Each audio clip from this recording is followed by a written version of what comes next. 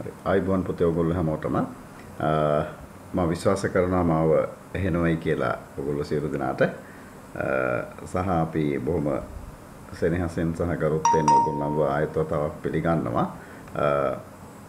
අපේ විභාගයට පෙර විභාගය දකින්නට කියලා මේ තියෙන ප්‍රශ්න පත්‍ර මාලාවේ දෙවෙනි ප්‍රශ්න පත්‍රයට මම විශ්වාස කරනවා අපි පළවෙනි ප්‍රශ්න පත්‍රය බොහොම සාර්ථකව කතා කළයි කියලා. ඒක නිසා දැන් අපි දෙවෙනි ප්‍රශ්න පත්‍රයට තමයි යොමු වන්නට සූදානම්ින් සිටින්නේ. හරි. මේකෙත් මම හිතන්නේ අපිට තියෙන වෙලාව මොකද දැන් අපි මේ යක්කු ගස් නගින වෙලාවක නෙමෙයි පන්තිය කරන්නේ. දැන් රෑ 10 සිට 12 වෙනකන් කියන ටයිම් එක ගැන ගොඩක් අය නිදා ගන්න වෙලාව. මම හිතන්නේ ඔයාලගේ අම්මලා තාත්තලා වගේ අය වයසක අය ඕගොල්ලෝ නම් නිදාගන්නේ මේ ඊගාව දවසේ නිදාගන්නේ ගොඩක් ළමයි. හරි ඒක නිසා ඔයාලා අවදීන් CCTV කියලා විශ්වාස කරනවා තරම කෝෂිෂ පිරිසක්. හරි. අපිට තියෙන්නේ පැය දෙකක බොහොම ෂෝට් කාලයක් බොහොම කෙටි කාලයක් නිසා අපි අනිකුත් කතා බහ යම් තාද්දුරකට හරි සීමා කරලා අපි උත්සාහ කරමු තියෙන ප්‍රශ්න ටික ඉක්මනට කරන්න. ඊට අපි පළවෙනි ප්‍රශ්න 10ට යමු වෙනවා. සහ ඕගොල්ලෝ උත්තර ලියලයි ඇවිල්ලා තියෙන්නේ කියන විශ්වාසයත් මා ගාව තියෙනවා. රයිට් අප පටන් ගමු පළවෙනි ප්‍රශ්නේ. ඊටම ලේසි එකක්. ආයතනයක ගිනුම් තැබීමේ ප්‍රධාන අරමුණ කුමක්ද කියලා තමයි අහන්නේ. ගිනුම් තැබීමේ ප්‍රධාන අරමුණ කුමක්ද? මේක අපි හැමෝම දන්න ප්‍රශ්නයක්. මොකද පුතේ මේකට උත්තරේ? ගිනුම් තැබීමේ ප්‍රධාන අරමුණ 1ද 2ද 3ද 4ද කවුරු හරි කෙනෙක් පහද කියන්න බලන්න.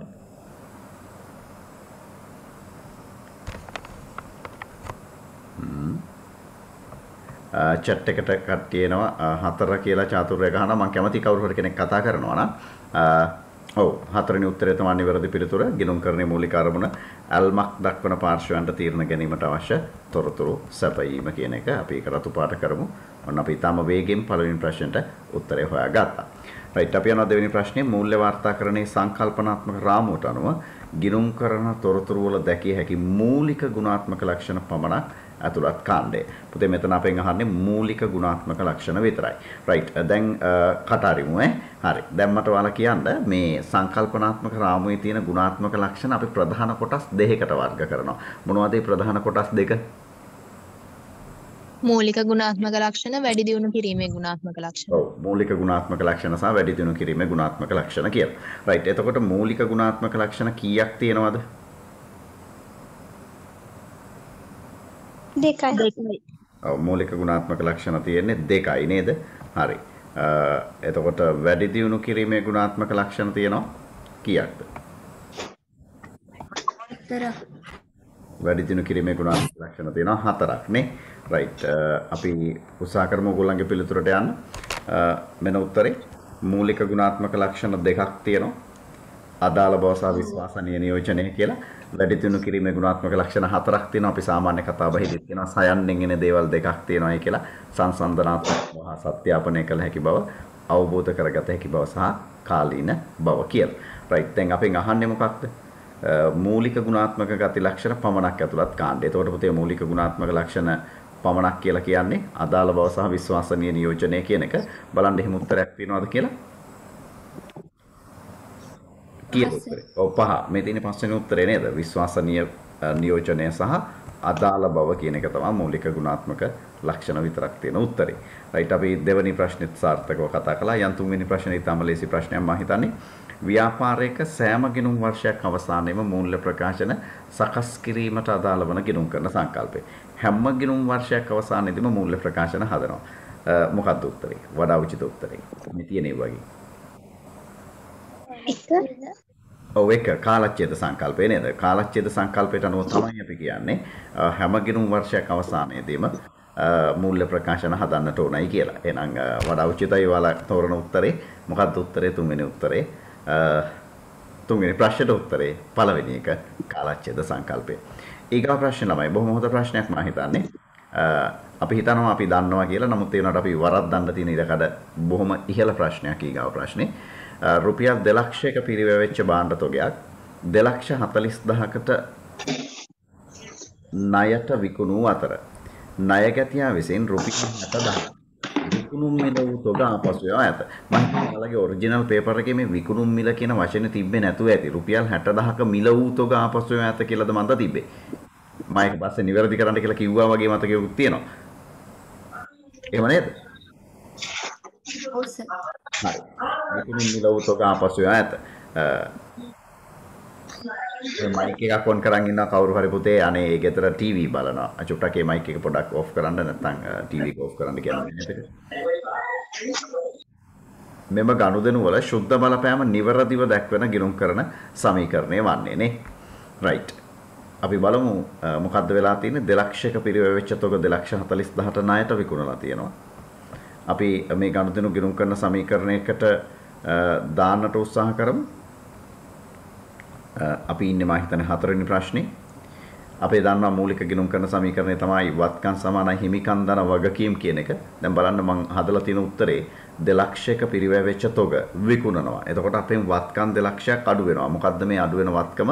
තොගය කියන වත්කම 2 ලක්ෂයක් අඩු වෙනවා. හරි. එතකොට මේ විදිහට අඩු වෙන 2 ලක්ෂයක තොග අපි විකුණන්නේ කීයකටද? අපි විකුණන්නේ 2,40,000කට නේද? 2,40,000කට විකුණනවා. එතකොට අපිට ලාභයි. කීයක් ලාභයිද? 40,000ක් ලාභයි. එතකොට අපේ හිමිකම ඔන්න 40,000කින් ඉහළ යනවා. ඒක තාම පැහැදිලි නේද?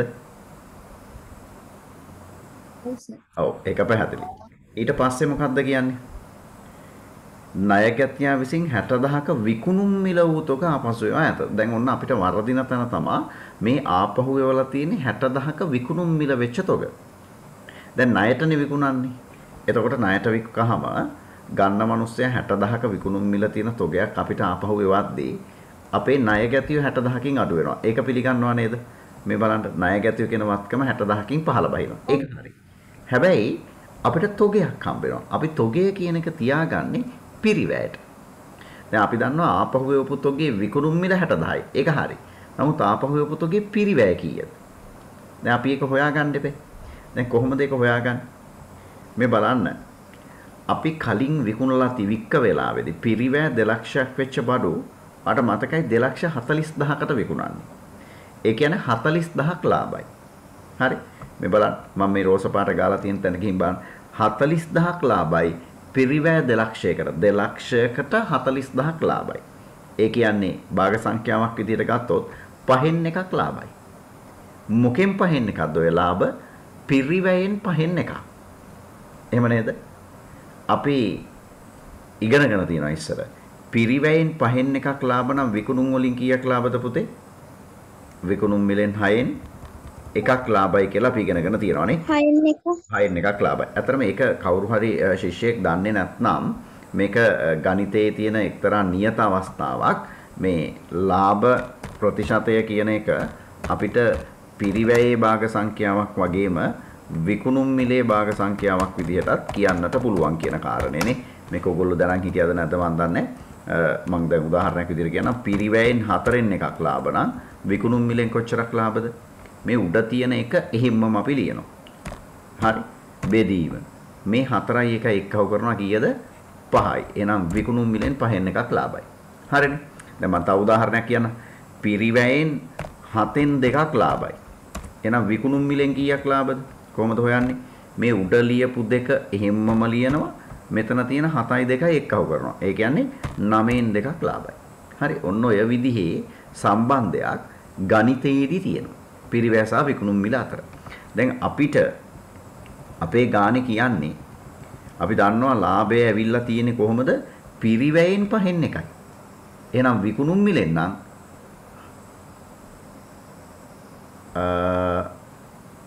2 ලක්ෂය කියන්නේ පිරිවැයනේ නේද? 2 ලක්ෂය බෙදීම 40,000 5න් එකද කියලා බලන්න මොනව කරන්නටත් කලින්.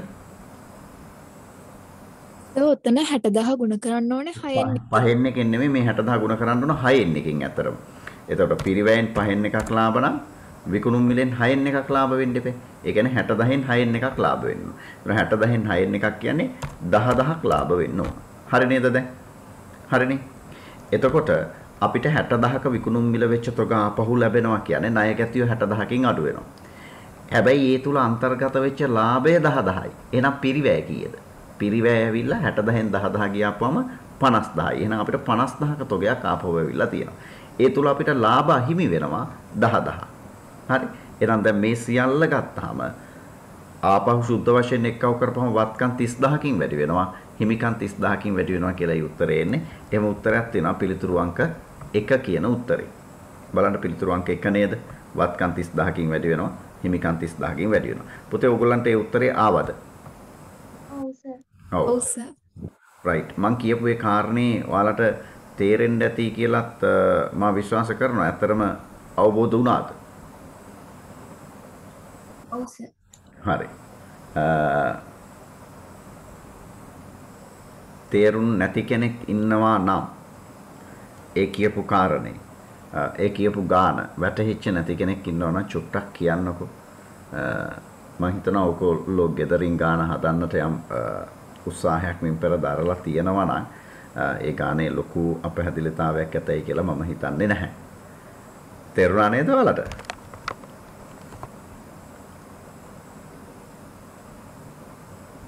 කතා කරන්නකෝ. ඔව් සර් තේරුණා. හරි.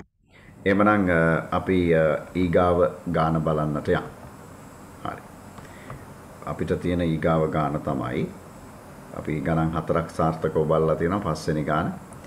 ගනුදෙනුව මූලාශ්‍ර ලේඛනය හා ඊට අදාළ උපයෝගී පොත් නිවැරදිව දැක්වෙන පිළිතුර වන්නේ මෙතනත් ළමයි මම චූටි මුද්‍රණ දෝෂයක් තිබිලා නිවැරදි කළා. මේ පස්වෙනි වර්ණය සුළු මුදල් ගෙවීම් ජර්නලය කියලා හදාගන්න මම හිතන්නේ උතන තිබ්බේ සුළු මුදල් පොත කියලා.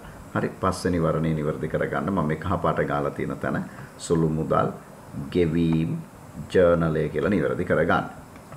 right. එතකොට ඒ නිවැරදි කර ගැනීමත් එක්ක බලන්න මෙතෙන්ට එන නිවැරදි උත්තරේ මොකක්ද කියලා හොයාගන්නට උත්සාහ කරමු.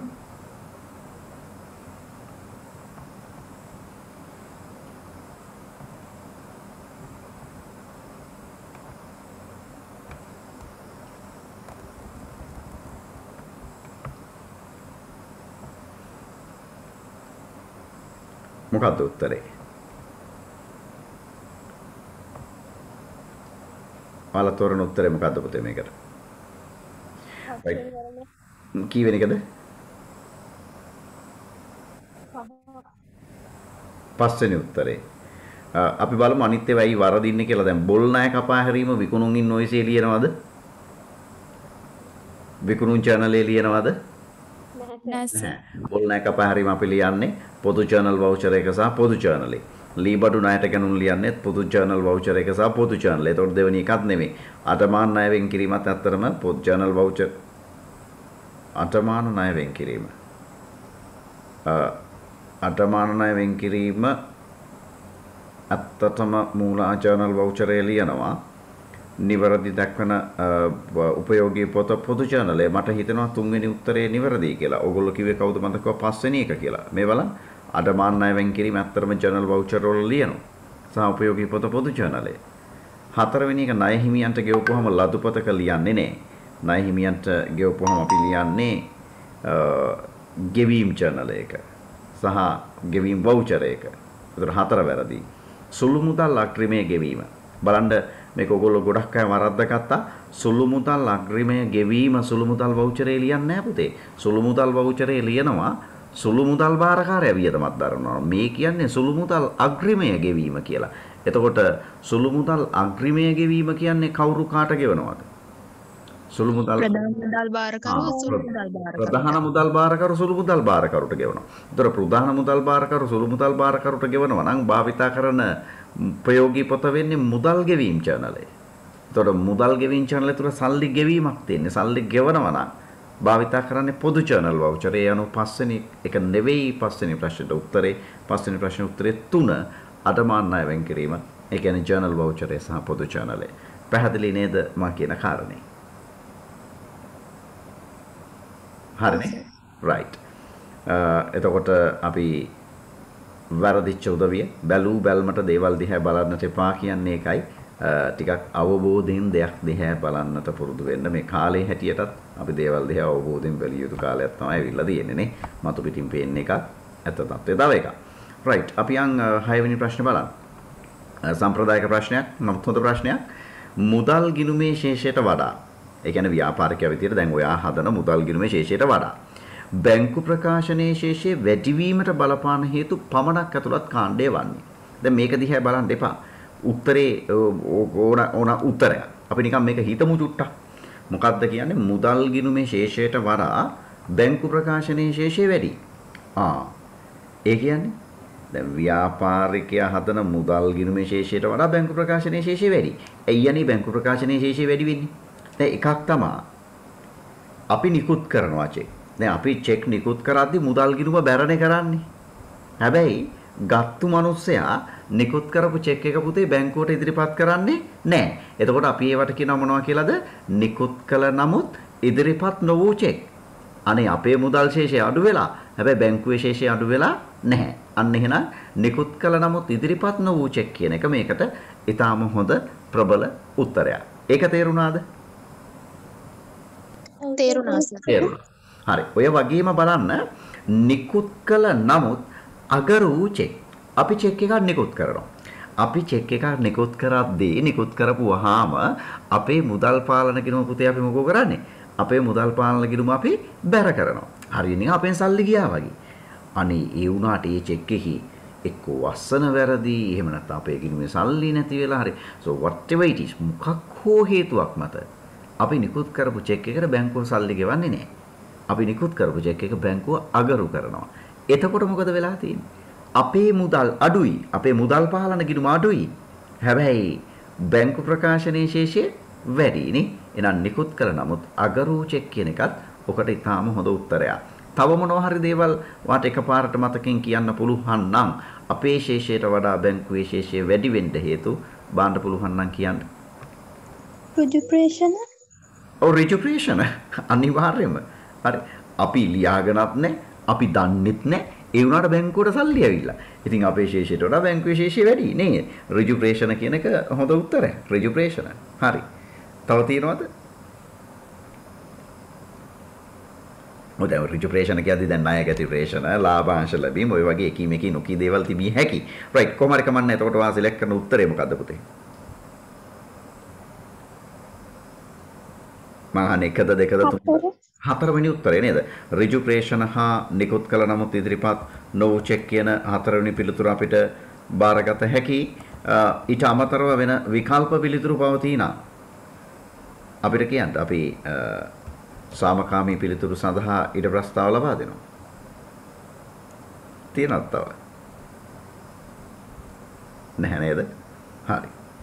එහෙනම් අපි ඊතා වේගෙන් 7 වෙනි ප්‍රශ්නයටත් යන්න උත්සාහ කරමු. අපි අද ටිකක් වේගවත් වැඩිද කියලා හිතන වෙලාවකට 6,90,000 115ක වැට් සහිතව මිලට ණයට ගත් නේ. මොකද රුපියල් 6,90,000යි 115ක වැට් සහිතව මිලට ණයට විකුණු භාණ්ඩ වලින් 57,500ක් ආපසු යාත ආදායම් ප්‍රකාශනයේ හඳුනාගත යුතු ශුද්ධ විකුණු වටිනාකම සහ මූල්‍ය තත්ත්ව ප්‍රකාශයේ හඳුනාගත යුතු වැට් බදු වගකීම වන්නේ කියලායි අපෙන් අහන්නේ.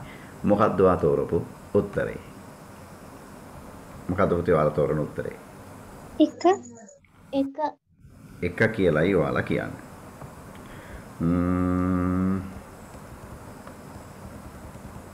එක කියලායි කියන්නේ නේ. right අපි බලමු ඔයාලා කියන උත්තරේ හරිද කියලා සහ ඇයි ඔයාලා එක වගේ උත්තරයක් කියන්නේ කියන වග තමයි අපිට තියෙන ප්‍රශ්නේ. අපි ඒක නිවැරදි කරන්නට හරි. එහෙම නැත්නම් අපේ උත්තරේ ඊට වඩා වෙනස් නම් ඒ මොකද කියලා අපි බලන්න උත්සාහ කරමු.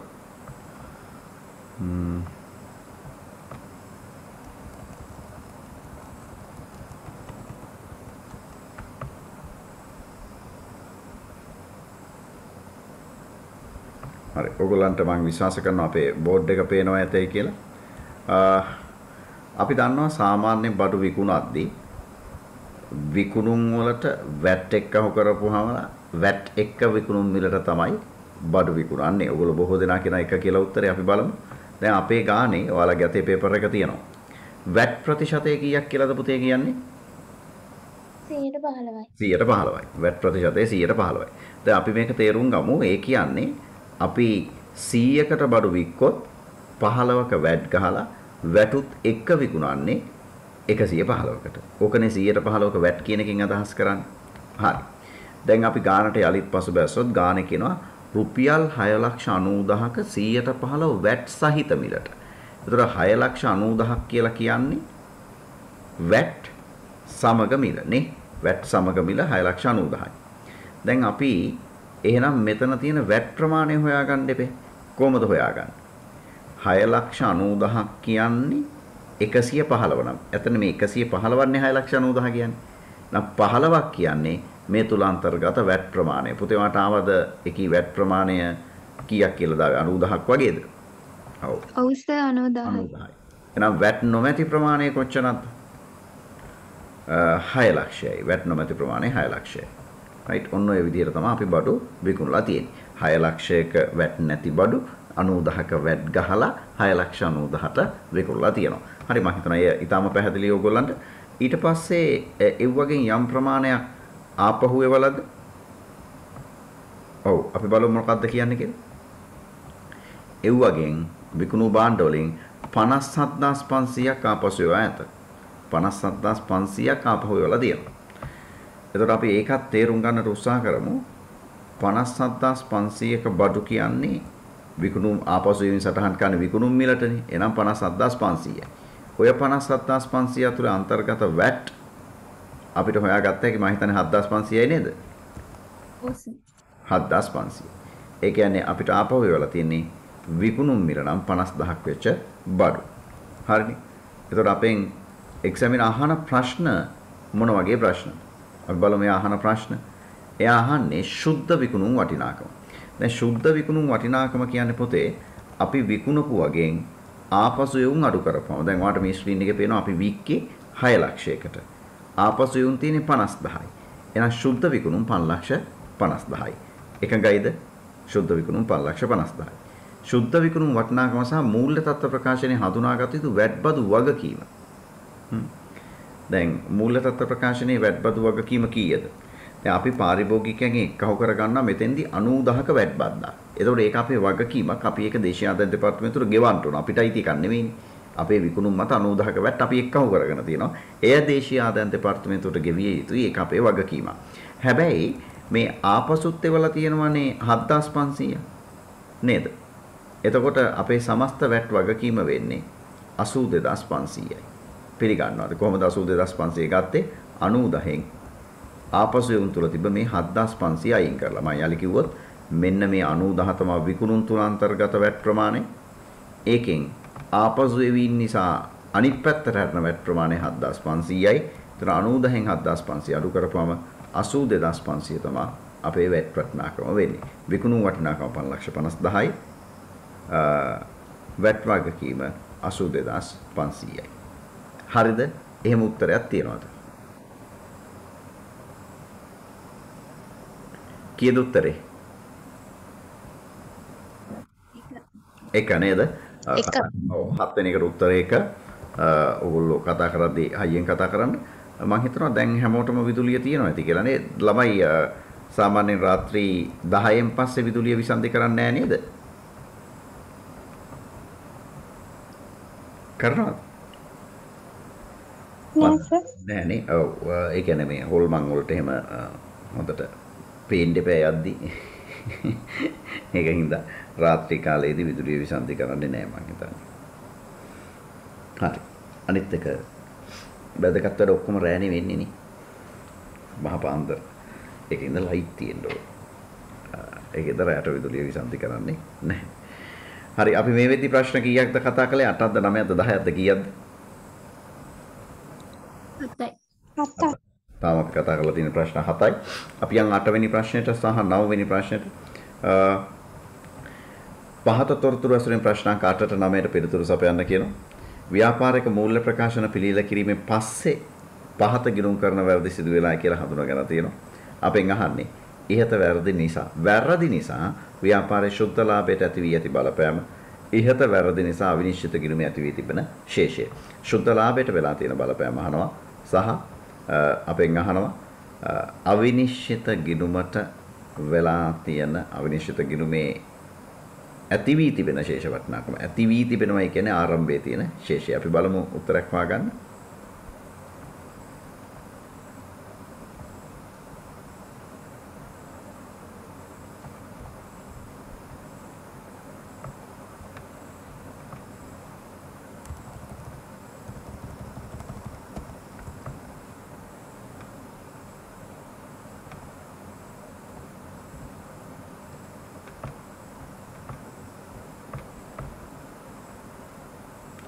හරි.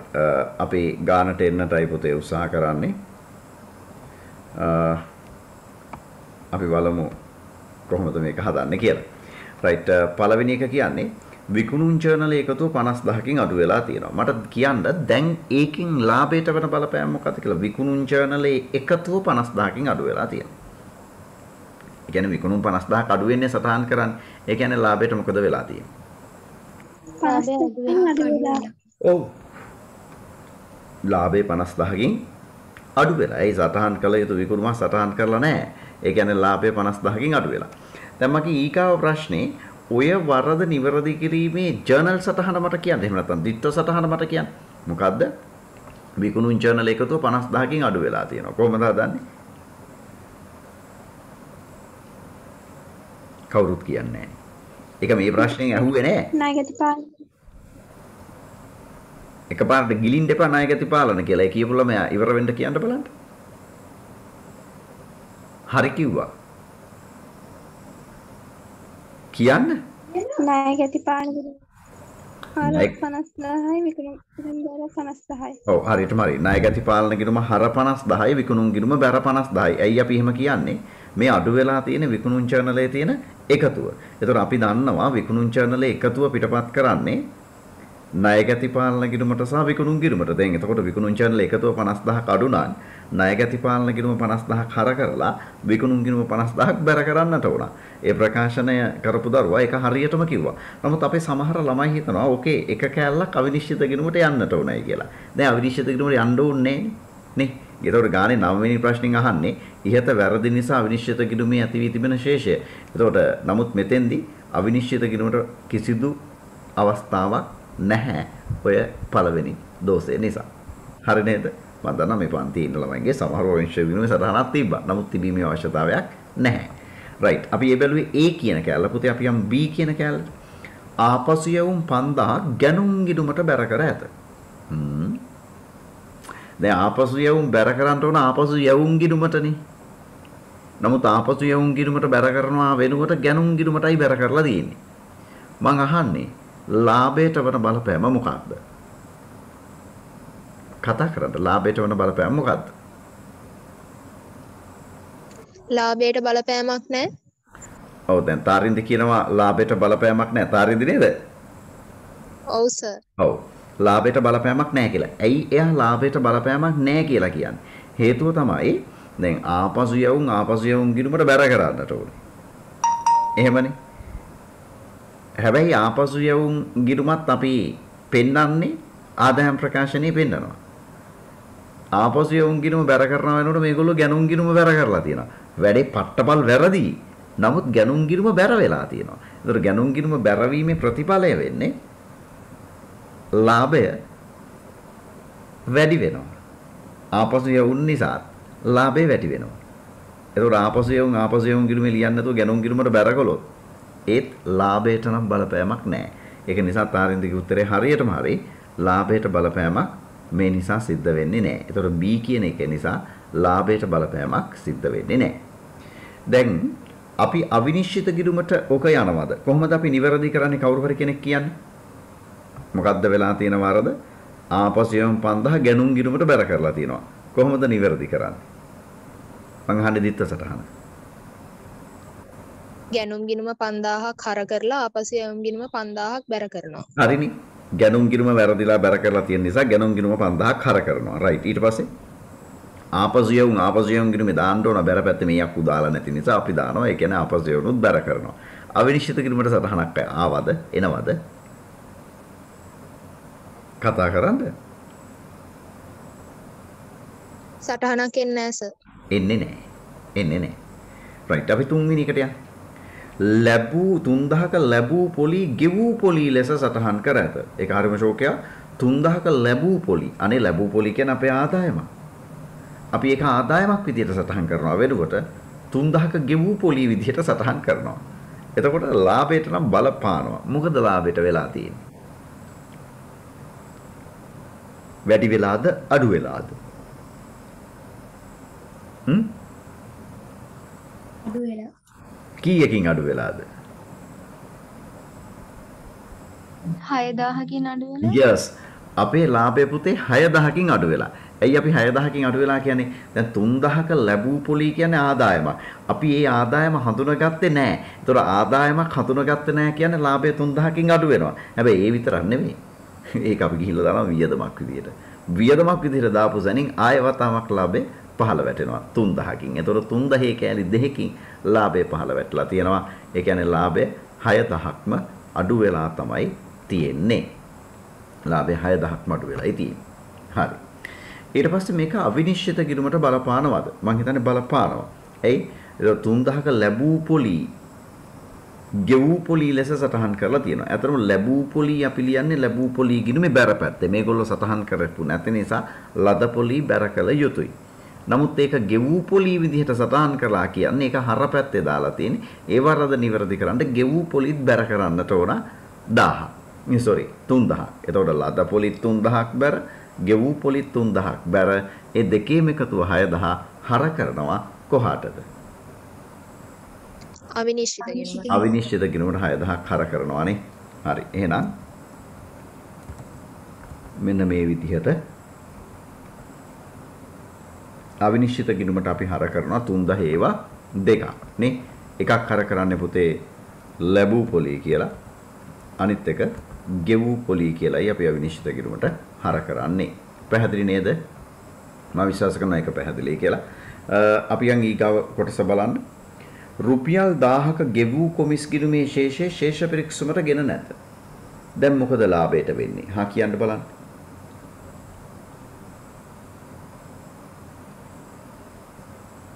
ලාභය වැඩි වෙනවා 1000කින්. ඔව්. ඒකට හේතුව තමයි දැන් ගෙවූ කොමිස් කියන්නේ වියදමක්නේ. ඒක ශේෂ පරික්ෂමට අරගෙන නැහැ කියලානේ කියන්නේ. ඒක වියදම ශේෂ පරික්ෂමෙන් මගහැරිලා තියෙනවා කියලා කියන්නේ ආදායම් ප්‍රකාශනය හදන්නේ ශේෂ පරික්ෂම දිහා බලාගෙන. එනම් වියදමක් ශේෂ පරික්ෂමෙන් මගහැරුණා කියලා කියන ආදායම් ප්‍රකාශනෙත් මගහැරෙනවා. ඒතර වියදමක් මගහැරුණා කියලා කියන්නේ නේද? අපේ වියදමක් මගහැරුණා කියලා කියන්නේ ලාභය වැඩි වෙනවා. කීයකින් වැඩි වෙනවද? 1000කින් වැඩි වෙනවා. දැන් අපි ඕක ලාභය නිවැරදි මේ අවිනිශ්චිත කියන්නේ මොකද්ද? වැරදි නිවැරදි කිරීමේ channel සටහන අපි ඕකදී කොහොමද ලියන්නේ? චුට්ටක් කල්පනා කරන්න. 1000ක ගෙවූ කොමිස් නම් ගෙවූ කොමිස් ගිණුමේ දැන් සටහන් කරලා නැති නිසා. හැබැයි මේ ගෙවූ කොමිස් ගිණුමේ සටහන් කරලා නැත්තේ නෑ. කොහෙද සටහන් කරලා නැත්තේ? ශේෂ පරික්ෂමේ සටහන් කරලා නැත්තේනේ. ඒතර ඔය වරද අපි හදනවා නම් කරන්නට ඕන. ශේෂ පරික්ෂම කියන එක අපි හර කරන්නට එපේ. එහෙම නේද? ඒ කියන්නේ ඩොට් පේලියක් හර කරන්නට වෙනවා. කීයක්ද?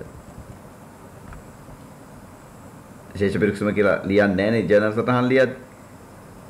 එතකොට ලියන්නේ ඩොට් පේලියක් හර 1000යි අවිනිශ්චිත බැර 1000යි. හැබැයි මේ ඩොට් පේලිය ඇතුලේ තියෙන්නේ ගෙවූ කොමිස් කියන ගිණුම. තේරුණාද මන් දන්නේ. කතා කරන්න. තේරුණාද? තේරුණා සර්. හරි. කෙනෙක් ආයේ කියන්න ඕනයි කියලා කියනවා නම් අපි ආයේ කියන්න. මම හිතන්නේ අපි ගනුදෙනු සියල්ලම ගත්තා. අපි පළවෙනියෙන් අහන්නේ ලාභයට වෙලා තියෙන සුද්ධ බලපෑම මොකක්ද කියලා. පුතේ අපි බලමු ලාභයට වෙලා තියෙන සුද්ධ බලපෑම 55000කින් අඩු වේද? ඔව් සර්. ඔව්. ඒතර අවිනිශ්චිත ගිණුමට තිබ්බ ශේෂය අහන්නේ. එතකොට අපිට බෑක්වර්ඩ් කැල්කියුලේෂන් එකක් කියමු නැත්නම් යට සිට උඩට යන්නයි සිද්ධ වෙන්නේ. හර පැත්තේ වැඩිම එකතු වෙන්නේ 6000. අපි ඒක දෙපැත්තෙම දානවා. වෙනසක් තිබ්බා නම් මේ වෙනස තමයි අවිනිශ්චිත ගිණුමේ ආරම්භක ශේෂය නොහොත් වැරදි නිවැරදි කරන්නට කලින් තිබ්බ ශේෂය. හරි. අපෙන් එක්සැමිනර් අහන්නේ මොකද්ද? කලින් එකේ අහන්නේ සුද්ධ ලාභයට මොකද්ද වෙලා තියෙන්නේ කියලා. අපි කිව්වේ සුද්ධ ලාභය 55000කින් මොනවා වෙලා කියලාද පුතේ? අඩු වෙලා කියලා. එහෙනම් 55000කින් අඩු වී ඇත කියන්නේ නිවැරදි වර්ණය අංක 2. හරි නේද? 8ට 2 කියන උත්තරය පිළිගන්නවද? ඔව් සර් හරි. ඔව් සර්. 9 වෙනි ප්‍රශ්නේ අපෙන් අහන්නේ ඉහත වැරදි නිසා අවිනිශ්චිත ගිණුමේ ඇති වී තිබෙන ශේෂය. ඒ කියන්නේ අවිනිශ්චිත ගිණුමේ ඇති වී තිබෙන ශේෂය කියන්නේ අවිනිශ්චිත ගිණුමේ තියෙන ආරම්භක ශේෂය කීයද කියලානේ අහන්නේ. දැන් අපි අවිනිශ්චිත ගිණුමක් හැදුවාම අවිනිශ්චිත ගිණුමේ දෙපැත්ත තුලණය වෙන්න ඕනේ කියලා අපි දන්නවනේ. ඒතකොට ඒ අනුව තුලණය කරගත්තොත් අවිනිශ්චිත ගිණුමේ ආරම්භක ශේෂය එන්නේ බැර පැත්තෙන් 5000යි. හරි? බැර පැත්තෙන් 5000යි. එතකොට අහන්නේ අවිනිශ්චිත ගිණුමේ ඇති වී තිබෙන ශේෂය 5000ක බැර ශේෂයක්. එක නේද උත්තරේ? කතා කරන්න එකද උත්තරේ? ඔව් සර් එක උත්තරේ. උත්තරේ එක. හරි. අපි පළවෙනි ප්‍රශ්න 9 කතා කළා. අපි 10 වෙනි ප්‍රශ්නේ කතා කරන්නට යන්. සමහරු නිදිද මන් දන්නේ එකවල මේ දෙන්නෙත් තමයි උත්තර දෙන්නේ. දැන් අනිත් අය ඒ ඇත්ත නිදා ගන්න නම් එපා. අනිත් අයගේ తত্ত্বය කෙබඳුද? ඇයි පුතේ කතා කරන්නේ නැත්තේ?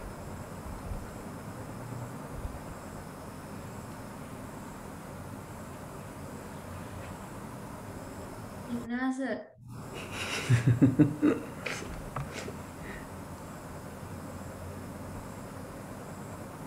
හරි ඔයාලා කියන ඔයාලා ඉන්නවා කියලා නේ. ඉන්නවා නම් කවන්නේ.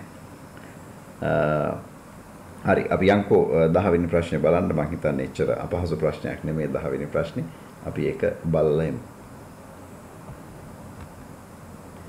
10 වෙනි ප්‍රශ්නේ අහන්නේ 2021 අප්‍රේල් 1 දින වැට්බදු සඳහා ලියාපදිංචි වූ සමාගමක් විසින් ඉඩමක් මිලදී ගත් අතර ඒ සම්බන්ධයෙන් පහත වියදම් දරා ඇත.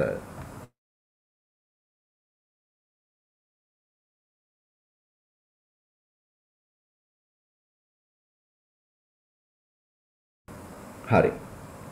දැන් මේගොල්ලෝ වැට් බදු සඳහා ලියාපදිංචි වෙච්ච සමාගමක්. අපෙන් අහන්නේ ඊටම මිලදී ගත් දිනට පොත්වල හඳුනාගත යුතු පිරිවැය. දැන් ඊටමේ ගැනුම් මිල දීලා තියෙනවා 6,90,000ක් වැට් එක්ක. දැන් ඔයාලා මට කියන්න අපි ඊටමේ ගැනුම් මිල විදිහට කීයද සලකන්න ඕන 6,90,000 වැට් එක්කම ගන්නවද නැත්නම් වැට් අයින් කරලා ගන්නවද? වැට් අයින් කරලා ගන්න. වැට් අයින් කරලා ගන්න. දැන් අපි 6,90,000න් කොහොමද පුතේ වැට් අයින් කරන්නේ? තප්පරයක් ඉන්න.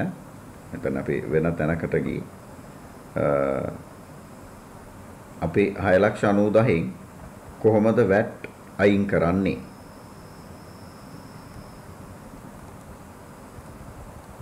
මේ බලන්න. දැන් අපේ මේ ගැනුම් මිල ඔයාලට මගේ ස්ක්‍රීන් එක පේනවා 6,90,000 කියන්නේ වැට් එක්ක. දැන් මේ 6,90,000 ඇතුලේ වැට් කීයක් තියෙනවද?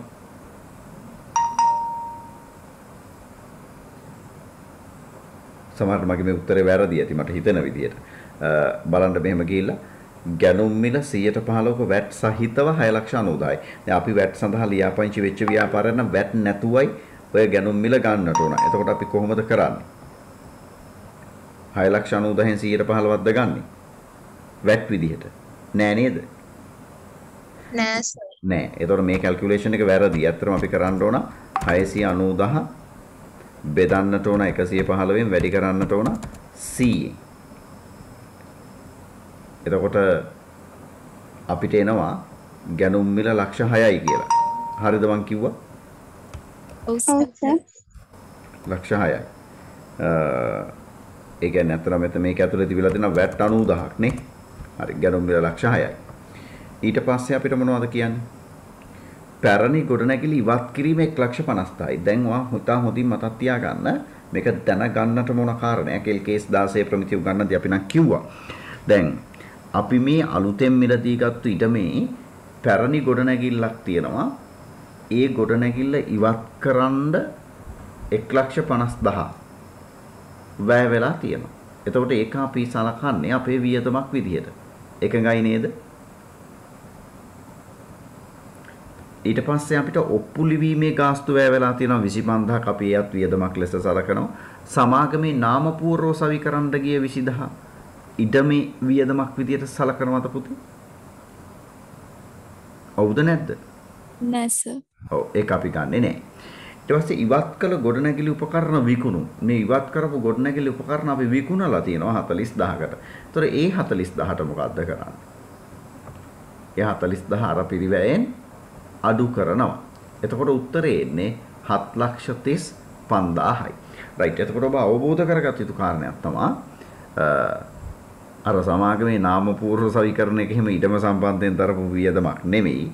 අනිත් අතට ඉවත් කරපු ගොඩනැගිල්ලක තියෙන සුම්බුන් වගේ දේවල් විකුණලා ලැබෙනවා නම් යම් ආදායමක් ඒ වත්කමේ පිරිවැයෙන් අපි අඩු කරනවා. ඒ අනුව ගොඩනැගිල්ල හඳුනාගත යුතු වටිනාකම 7,35,000යි. අපි ගිහින් බලමු එහෙම උත්තරයක් තියනවද කියලා. තියනවනේ. කීවෙනි වර්ණයද? කතා කරන්නකෝ. 3 නේ සර්. ඔව් තුන්වෙනි වර්ණය තමයි නිවැරදි වර්ණය. මම හිතන්නේ ඒක ඕගොල්ලන්ගේ නිවැරදි. හරි. එහෙනම් අපි පළවෙනි ප්‍රශ්න 10 කොහොම හරි ක්‍රමයකට කතා කළා. බලන්න මේ ප්‍රශ්න 10න් තමන්ගේ කීයෙන් කීයක් හරිද කියලා chat එකේ ගහමු බලන්න.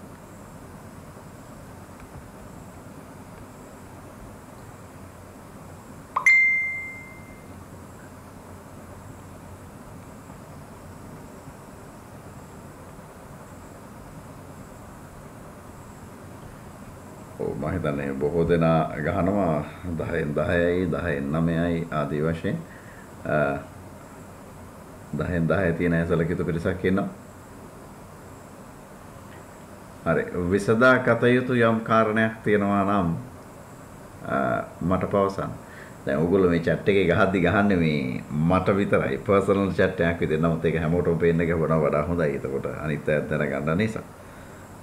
නැත්නම් chat එකේ ඉන්නේ මට. හරි anyway කෙසේ වෙතත් අපිට සතුටුයි ඔයගොල්ලෝ ඒ විදිහේ යම් සැලකිය යුතු ලකුණු ප්‍රමාණයක් පොතේ ලබා ගනිමින් සිටීම ගැන. හරි අපි යන්ද කෙලවරේ ප්‍රශ්න 10 බලලා ඉන්න. මොකද දැන් වෙලාව 10 පසුයි මිනිත්තු 43යි. අපි විනාඩි 43ක් ගත කරලා තියෙනවා පළවෙනි ප්‍රශ්න 10 සාකච්ඡා කරන්න.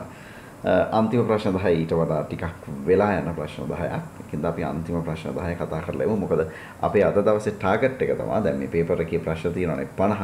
ඒක අවම වශයෙන් ප්‍රශ්න 25ක්වත් එක දවසකදී විසඳගත්තොත් අපිට දවස් දෙකකදී එක පේපර් එකක් ඉවර කර ගැනීමේ හැකියාව තියෙනවා. හරි.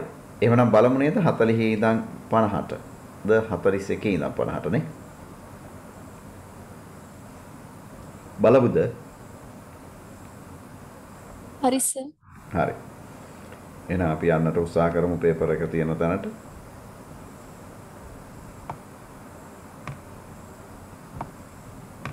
ඔව් අනිත් එක පුතේ දැන් මේ විශේෂම කියන්නට ඕන මේ පේපර්ස් ඔයාලා ගාව ගොඩක් අයට අපි soft copy ගොඩක් හරි නෙමෙයි හැමෝටම soft copy එනේ යවන්නේ. නමුත් මේකේ දෘඪ පිටපත කොහොම හරි ක්‍රමයකට ලබා ගන්න පුළුවන් නම් වඩා හොඳයි කියලයි මගේ හැඟීම.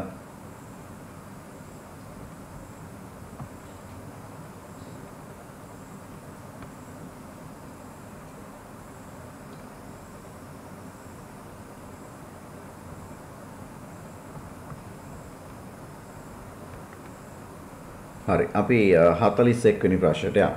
පහත සඳහන් ප්‍රකාශ සත්‍යද අසත්‍යද යන්න හිස්තන් මත ලියන්න. මේක නේද ප්‍රශ්නේ? හරිනේ. පළවෙනි ප්‍රශ්නේ ගිණුම් කරන ඇස්තමේන්තු වෙනස් කිරීමක් යන ව්‍යාපාරික වත්කම් හෝ වගකීම් වල දහරණාගයට කරන ගැළපීමකි.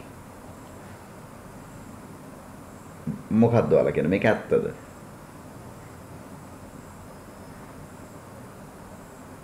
සත්‍යයි.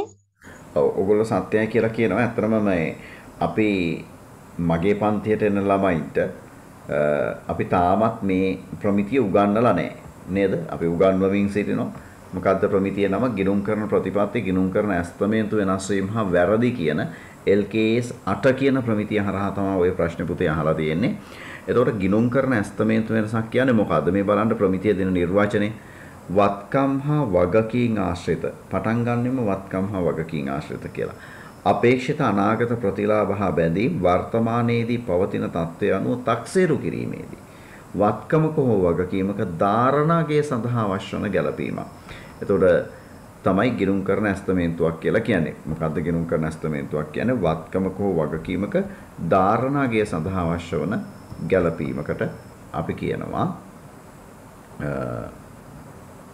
මොකක් කියලාද?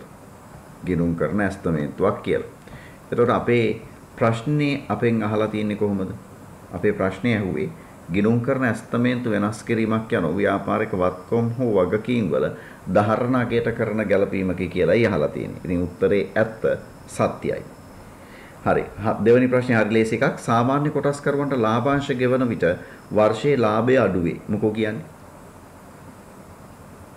අසත්‍යයි. ඔව්. ඇයි අසත්‍යයි කියලා කියන්නේ? දැන් සාමාන්‍ය කොටස් කරුවන්ට ලාභාංශ ගෙවන එක පුතේ අපි ආදායම් ප්‍රකාශනයේ දාන්නේ.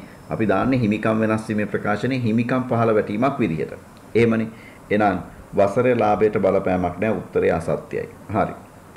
ඊගාව එකට මොකද්ද ලිව්වේ? අසම්භාව්‍ය වගකීම් ආයතනයක මූල්‍ය ප්‍රකාශන වල හඳුනා ගනි. අසම්භාව්‍ය ඈ? සර් එතන මේ හිමිකම වෙනස් වීම ප්‍රකාශනයනේ අඩු කරන්නේ. ඔව්. එතකොට සර් එතන මේ ලාභය ගේනවනේ එතෙන්ට කාලච්ඡේදේ ලාභය කියලා. එතකොට කාලච්ඡේදේ ලාභයෙන් නෙමෙයි අඩු වෙන්නේ. දැහැනේ. වර්ෂයේ ලාභය අඩු වේ කියලානේ කියන්නේ. දැන් ඔය වර්ෂයේ ලාභය anu කාලච්ඡේදේ ලාභයනේ.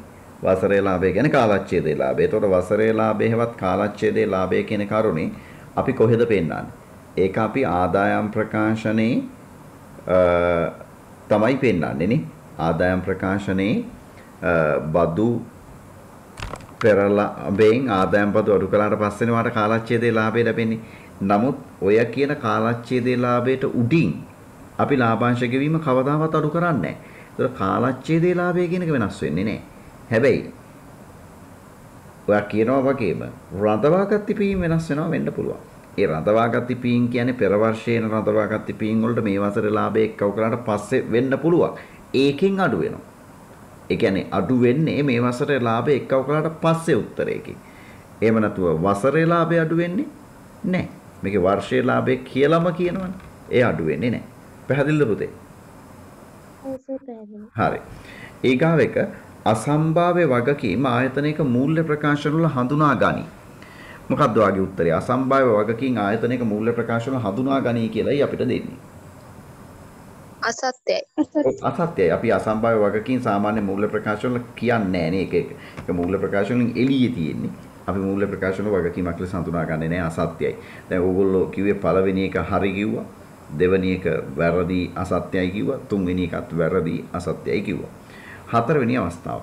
කල්බදු ණය හිමියෙකුට වාර්ෂික පොලී රහිත කල්බදු වාරික ගෙවීම මූල්‍ය ක්‍රියාකාරකමක් වේ. මේ අහන්නේ මුදල් ප්‍රවාහ ප්‍රකාශනයක කල්බදු ණය හිමියෙකුට වාර්ෂික වාරිකය ගෙවන පොලිය හැර කොටස අපිට මූල්‍ය ක්‍රියාකාරකමක් ලෙස සැලකිය හැකිද කියලා අහන්නේ.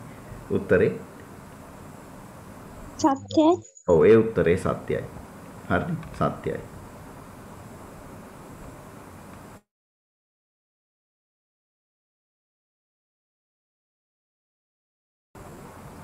හරි අපි යන්ද 42 වෙනි ප්‍රශ්නේ බලන්න. මොකද්ද 42 වෙනි ප්‍රශ්නේ තියෙන්නේ? පුතේ මාව ඇහෙනව නේද?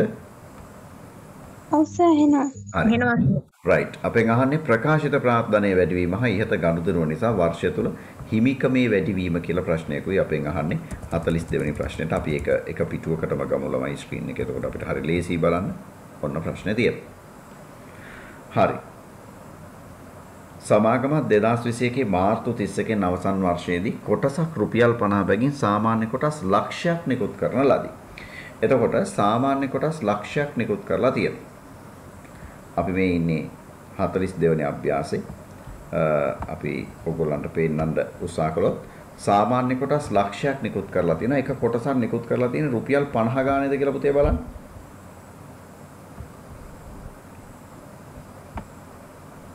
හරිද? 50 ගානේද නිකුත් කරලා තියෙන්නේ. ඔව්නේ. කොටසක් රුපියල් 50 ගානේ කොටස් ලක්ෂයක් නිකුත් කළා. එතකොට අපිට ලියන්න වෙන්නේ 50 වැඩි කිරීම ලක්ෂය මුළු වටිනාකම මිලියන 5යි. ඒ පැහැදිලි. ඊට පස්සේ සමාගම රුපියල් 10000ක කොටස් නිකුත් කිරීමේ වියදම් ලෙස දරන ලදී. අනේ කොටස් නිකුත් කිරීම සම්බන්ධයෙන් වියදමක් දරලා තිනවා 10000ක. හරි? වියදමක් දරලා තිනවා 10000ක. ඒකත් අපිට පැහැදිලි. මුළු මුදල සමග කොටස් 1,50,000ක් සඳහා අයදුම් පත්‍ර ලැබුණේ. අතන අපි කොටස් ලක්ෂය නිකුත් කරා. නමුත් කොටස් 1,50,000කටම අයදුම් පත්‍ර ලැබිලා තියෙනවා. වැඩිපුර ලද කොටස් ප්‍රතික්ෂේප කර අයදුම් කරුවන් වෙත ආපසු යවන ලද අතර ඉතිරිය සමානුපාතිකව විභජනය කරන ලදී. අතරම අපි දන්නවා සමානුපාතිකව විභජනය කළා නම් ඒ වැඩිපුර සල්ලියෙන් ප්‍රතික්ෂේප කරලා ලැබීම් වගේ දේවල් අපිට අදාළම නැහැ. ඊට පස්සේ අහන්නේ 2021 3:31ට ප්‍රකාශිත ප්‍රාර්ථනයේ වැඩිවීම කීයද කියලා. මොකද්ද පුතේ වා දෙන උත්තරේ? ප්‍රකාශිත ප්‍රාර්ථනයේ වැඩිවීම කීයද කියලායි අහන්නේ.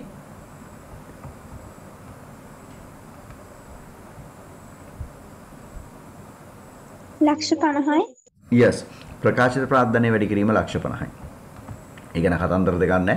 ප්‍රකාශිත ප්‍රාර්ථනයේ ලක්ෂ 50කින් වැඩි වෙලා තියෙනවා. ඊට පස්සේ ගණීකාව කොටහ අපේ මොනවද අහන්නේ? ඉහත ගනුදෙනු නිසා වර්ෂය තුල හිමිකමෙහි වැඩිවීම. හොඳ ප්‍රශ්නයක්. හිමිකමෙහි වැඩිවීම කීයද කියලාත් අපෙන් අහනවා. දැන් ඔයාලට මතකයි පුතේ මෙතන කොටස් නිකුත් කිරීමේ වියදම් 10000ක් දරලා තියෙනව නේද? හවුද නැද්ද? ඔව් සර්. ඔව්. ඒතර කොටස් නිකුත් කිරීමේ වියදම් දැරීම නිසා අපේ හිමිකම මොකද වෙන්නේ? පහළ වැටෙනවා 10000කින්. ඒ කොටස් නිකුත් කිරීමේ වියදම් කියන එක අපි ආදායම් ප්‍රකාශනයේ වෙනත් වියදමක සටහන් කරනවා. එතකොට ආදායම් ප්‍රකාශනයේ වෙනත් වියදමක සටහන් කළා කියලා කියන්නේ කොටස් නිකුත් කිරීමේ වියදම් අපි ආදායම් ප්‍රකාශනයේ වෙනත් වියදමක සටහන් කරනවා.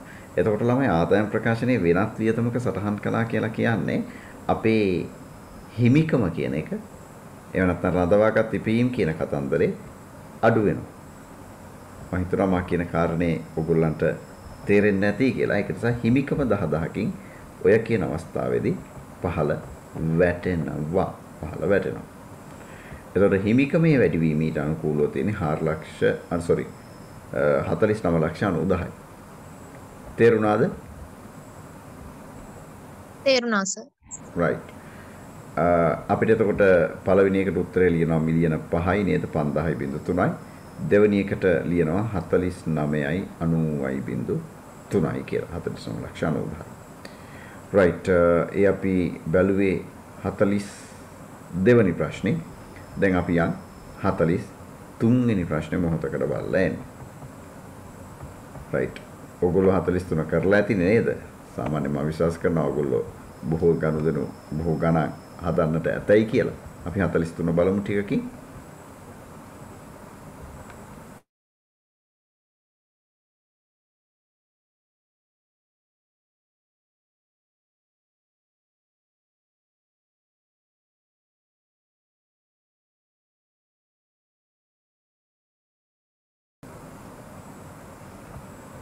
right. දුල්මිනි මාව ඇහෙනව නේද? මම හිතන්නේ මගේ ස්ක්‍රීන් එකේ දුල්මිනි ලියනවා. කවන්නේ. පුතේ ඇහෙනව නේද මාව? ඇහෙනවා සර්. ඇහෙනවා. හරි. 43 වෙනි ප්‍රශ්නේ සීමිත පොදු සමාගමකට අදාළ තොරතුරු පහත දී ඇත. ගොඩක් දේවල් දෙනවා. අපෙන් අහන්නේ සංචිත ප්‍රාර්ථනාගත කරන්න අදාළ ජර්නල් සටහන් සංලක්ෂ අවශ්‍ය නොවේලු. ඒකම තව ෂෝක් එකක් කියනවා.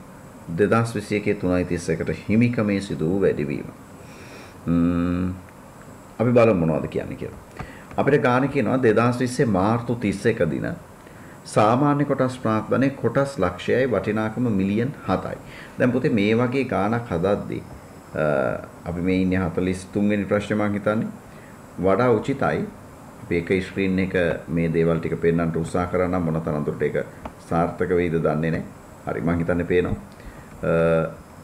අපි මේ වගේ එකක් කරද්දී මේ තියෙන කරුණු කාරණා දැන් මගේ මේ උත්තරේ තියෙන හැම එකම මම తాවකාලිකව ළමයි මකලා දානවා. මකලා දාලා ඉවර වෙලා ඔයත් එක්ක දිගින් දිගට කතා කරන්න උත්සාහ කරනවා. right අපි බලමු මේ කියන පළවෙනි දවසේ මොනවද මේ ආයතනයේ සතුව තිබිලා තියෙන්නේ. මේ බලන්න 2020 3:31ට සාමාන්‍ය කොටස් ප්‍රාර්ථනයේ 710.3යි. එහෙනම් අපි දන්නවා 2020 3:31 කියන දවස වෙද්දී මෙන්න මේ දවස වෙද්දී කොටස් ප්‍රාර්ථනයේ කීයයි කියලාද කියන්නේ 710.3යි. හරි නේද? ඔය තියෙන්නේ කොටස් ප්‍රාර්ථනය. ඊට පස්සේ මොකක්ද වෙලා තියෙන්නේ?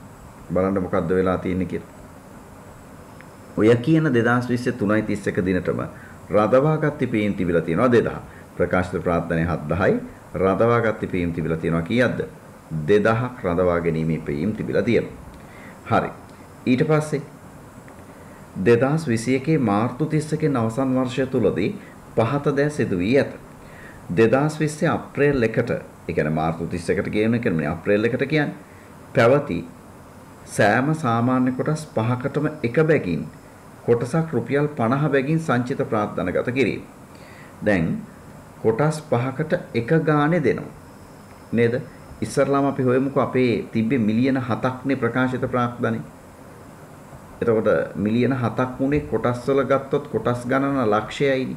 ඒ කියන්නේ කොටසක මිල ප්‍රකාශිත ප්‍රාර්ථනානේ කොටස් ගානින් බෙදපුවාම කොටසක මිල ඒවි කීයක් කියලාද 70ක් කියලා. පුතේ හරිනේ මේ ඇවිල්ලා 2020 3:31ට තිබ්බ තත්ත්වය. දැන් මෙතනින් ඔබට ගියාපුවාම ඊගාවට මොනවා වෙනවා කියලාද මේගොල්ලෝ කියන්නේ? මේගොල්ලෝ කතා කරනවා සංචිත ප්‍රාර්ථනාගත කිරීමක් සිද්ධ කරනවා. හරිනේ. කොහොමද සංචිත ප්‍රාර්ථනාගත කරන්නේ? එදිනට පැවති සෑම සාමාන්‍ය කොටස් 5කටම එක බැගින් 5ක් තිබ්බොත් එකක්. දැන් අපේ කොටස් ගණන ලක්ෂයක් තිබිලා තියෙනවා. එහෙනම් කොටස් කීයද සංචිත ප්‍රාර්ථනාගත කිරීමට ලක් වෙන්නේ? 5ක් තිබ්බොත් එකක්. 20000යි. 20000යි. අපි කොහොමද 20000 ගන්නෙ? ලක්ෂ බෙදනවා 5න්නේ. ලක්ෂ 5න් බෙදපුවම අපිට 20000යි කියලා එනවා. හරි. එතකොට මේ සංචිත ප්‍රාර්ථනාගත කරද්දී එක කොටසක් කීය ගානේද මෙයාලා සංචිත ප්‍රාර්ථනාගත කිරීමට ලක් කරන්නේ? මේ තියෙන්නේ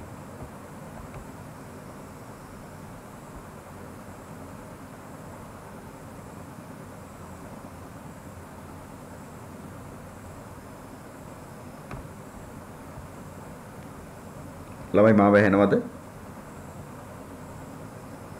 ඇහෙනවා සර්. හරි. එතකොට දැන් ඔයාලා කියනවා කොටස් 20000ක් කියලා. හරි. කොටස් 20000. එක කොටසක් රුපියල් කීය ගානේද? 50 ගානේ. නේද? එතකොට සංචිත ප්‍රාර්ථනාගත කරද්දී එක කොටසක බිල 50යි. ඒ වගේ කොටස් 20000. එහෙනම් ප්‍රකාශිත ප්‍රාර්ථනාවේ වටිනාකම කීයක්ද වෙන්නේ? මිලියනයක්. නේද? හරි නේද? එක කොටසක් 50 ගානේ කොටස් 20000.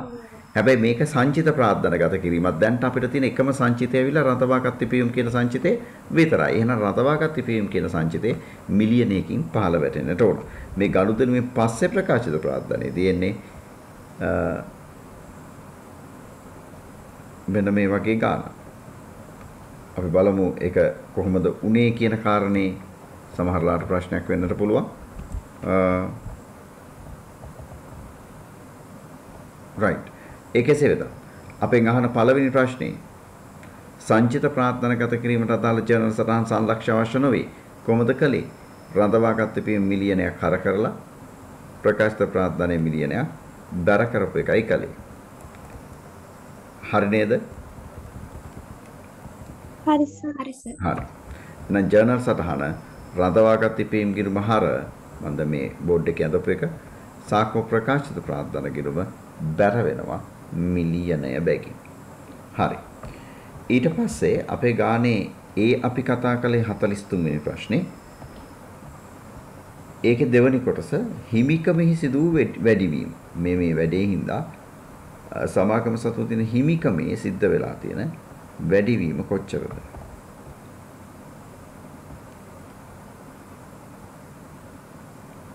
කොහොමද පුතේ හිමිකමේ සිදු වූ වැඩිවීම හොයාගත්තේ?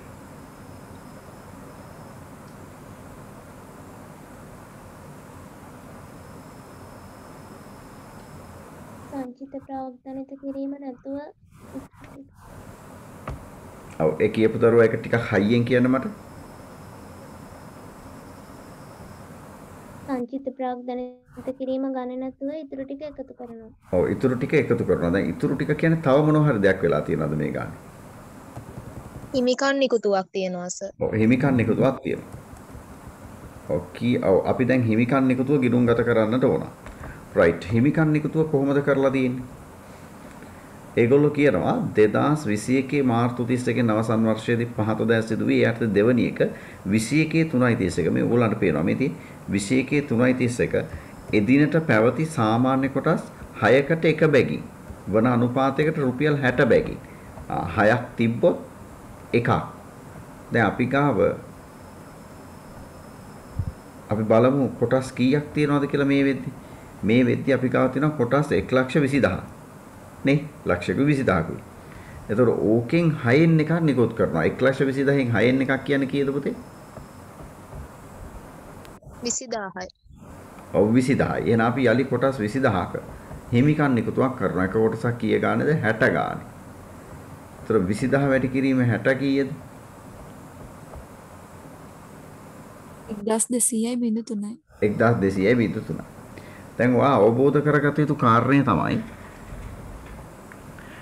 හිමිකමේ වැඩිවීම ඇතුලේ අපිට අන්තර්ගත කරන්නට පුළුවන්. මෙන්න මේ හිමිකම් නිකුතුවේ 1200.3 විතරයි. මම මේ හොයලා තියෙන හිමිකමේ වැඩිවීම. ඇයි අපි හිමිකමේ වැඩිවීම ඇතුලේ දාන්නේ නැත්තේ සංචිත ප්‍රාර්ථනාගත කිරීම? සංචිත ප්‍රාර්ථනාගත කරයි කියලා හිමිකමට බලපෑමක් තියෙනවද? නෑ. එහෙනම් හිමිකමේ සිද්ධ වෙන සමස්ත වැඩිවීම 12 ලක්ෂයයි. බලන්න පුතේ එහෙම උත්තරයක් තියෙනවද කියලා? හිමිකමේ සිදු වූ වැඩිවීම අපි ලියනවා 12 ලක්ෂයයි. හරි නේද? හරි සර්. හරි දෙවැනි එක. රයිට් අපි ඉවර කළේ 43 වෙනි ප්‍රශ්නේ. අපි යන් 44 වෙනි එක බලන්න. LKS 8 ගිණුම් කරන ප්‍රතිපත්ති ගිණුම් කරන ඇස්තමේන්තු වෙනස් වීම හා වැරදි ප්‍රමිතියට අනුව ගිණුම් කරන ප්‍රමිතියක් වෙනස් කළ හැකි අවස්ථා දෙක ලියන්න. මොන වගේ අවස්ථාවලදීද ගිණුම් කරන ප්‍රතිපත්තියක් වෙනස් කළ හැකි? ගිණුම් කරන ප්‍රමිතයක අවශ්‍යතාවය මත ගිණුම් කරන ප්‍රමිතියක අවශ්‍යතාවය මත හරි. අපෙන් අහන්නේ ගිණුම් කරන ප්‍රතිපත්තියක් මම පේන්නේ දැන් පේනවා. අපෙන් අහන්නේ ගිණුම් කරන ප්‍රතිපත්තියක් වෙනස් කරන්න පුළුවන් කොයි වෙලාවටද කියලා. ඔයගොල්ලෝ කියන ප්‍රමිතියක අවශ්‍යතාවය මත ප්‍රමිතියකින් කියනවා මෙන්න මේ ගිණුම් කරන ප්‍රතිපත්තිය දැන් වෙනස් කරන්නට ඕනි කියලා. අපිට ඒක වෙනස් කරන්න පුළුවන්. නේද? සමහර ප්‍රතිපත්ති වෙනස් කරනවානේ. කොච්චර අරගල කාර්යෝ කෑගෙවුවත් එකම අරගල කාර්යයකට තොක්කක්වත් අයින්නේ නැහැ. සාමකාමී අරගලේ කරගෙන යන්න. අපිට කිසි ප්‍රශ්නයක් නැහැ. කියලානේ කලින් හිතන් හිටි. දැන් මොකද කරන්නේ? දැන් අද පාන්දර සිට අද නෙමෙයි. ඊයේ පාන්දර ඉඳන් නෑ අද පාන්දර නේ. අද පාන්දර ඉඳන් මේ ප්‍රතිපත්තිය වෙනස් කරලා තියෙනවා. ඒ වගේ ගිණුම් කරන ප්‍රතිපත්ති වෙනස් කරන්නට පුළුවන් මොන වගේ අවස්ථාවලදීද කියන කාරණේ යහන්නේ. හරි. මේක ශ්‍රී ලංකා ගිණුම් කරන ප්‍රමිතියක් ආශ්‍රයෙන් පොතේ ඉදිරිපත් වෙච්ච ප්‍රශ්නයක්. ඒකින්ද මේ ප්‍රශ්නෙට ඔයා ටක්කෙටම හරියටම ප්‍රමිතිය තියෙන විදිහටම උත්තර දෙන්නට උන. ඒ වෙනත ඔයාලට ආකිමිඩිස්ලා පරිිතකරස්ලා කවුද ගුගලියෝ මාකෝනිලා වගේ ඔයාලට නව නිර්මාණ කිරීමේ හැකියාවක් මේ වගේ ප්‍රශ්නයකදී ලැබෙන්නේ නැහැ. හරි. අපි යම් බලන්න උත්තරයක් හොයාගන්න ගිණුම් කරන ප්‍රතිපත්තිය වෙනස් කළ හැකි අවස්ථා.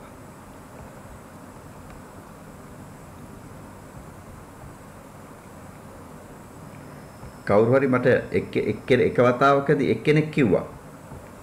ඒ කියපු පුතා කිව්වා ගිණුම් කරන ප්‍රමිතියක අවශ්‍යතාවය මත. හරි. ඕක හැම ළමෙින්ම කියනවා. ඕක කෙනෙකුට මතක් තියාගන්න පුළුවන්. ප්‍රතිපත්තිය වෙනස් කරන්න පුළුවන් කොයි වෙලාවද ප්‍රමිතියක අවශ්‍යතාවයක් මත කියලා. දෙවෙනි එක මොකද්ද කියන්නේ? මෙන්න මේ දෙවෙනි එක තමයි හරි වැදගත්. මොකද්ද කියන්නේ? ආයතනයේ මූල්‍ය තත්ත්වය, කාර්ය සාධනය හෝ මුදල් ප්‍රවාහ කෙරෙහි.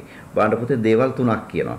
ආයතනයේ මූල්‍ය තත්ත්වය, කාර්ය සාධනය, මුදල් ප්‍රවාහය. ඔයගොල්ලෝ දන්නවා මේ මූල්‍ය තත්ත්වය කියන එක හොයාගන්න මූල්‍ය තත්ත්ව ප්‍රකාශනයේ කාර්ය සාධනය කියන්නේ මූල්‍ය ප්‍රතිඵලය කියන එක වෙන වචනයෙන් ගත්තොත් ඒ කියන්නේ ව්‍යාපාරයේ ලාභද පාඩුද කියලා හොයාගන්න එක. ඒක හොයාගන්නේ ආදායම් ප්‍රකාශනයේකී, මුදල් ප්‍රවාහය හොයාගන්න මුදල් ප්‍රවාහ ප්‍රකාශනයේකී. ඒව දේවල් කෙරෙහි පෙරට වඩා විශ්වාසදායී ලෙස තොරතුරු සපයන්න වෙනස් කිරීමක් අවශ්‍ය නම් ගිණුම් කරන ප්‍රතිපත්තියක් වුණත් වෙනස් කිරීමේ හැකියාවක් තියෙනවා. ඔයගොල්ලෝ මේ දෙකම ලිව්වද පුතේ? ඔව් සර්. ඔව් very good. ඒ දෙකම ලිව්වා නම් ඉතා හොඳයි. right අපි යන්ද ඊගාව ප්‍රශ්නේ බලලා එන්න. හොඳ ප්‍රශ්නයක්. ලේසි ප්‍රශ්නයක් නමුත් හොඳ ප්‍රශ්නයක්. පහත තොරතුරු සමාකම් දෙකකට අදාළ වේ. අපෙන් අහන්නේ ඉහත තොරතුරු ඇසුරෙන් පහත එක් එක් අයිතමයට අදාළ සමාගම නම් කරන්න. එතකොට අපිට සමාගමේ නමයි දැන් ලියන්නට තියෙන්නේ. ඔළුවට ගියාද? හරි. පළවෙනි එක කාරක ප්‍රාග්ධනය. යොදා ගැනීමේ කාර්යක්ෂමතාවයේ වැඩි සමාගම. දැන් කාරක ප්‍රාග්ධනය හොයන්නේ කොහොමද ළමයි? මොකාඩු කිරීම මොකද කාරක ප්‍රාග්ධනය? ඒ කියන්නේ මම ඇහුවොත් වගේ කාරක ප්‍රාග්ධනය සමානයි. මොකක් අඩු කිරීම මොකද්ද? ජංගම වත්කම් හරියටම හරි ජංගමවත් කරන ජංගම වගකීම්.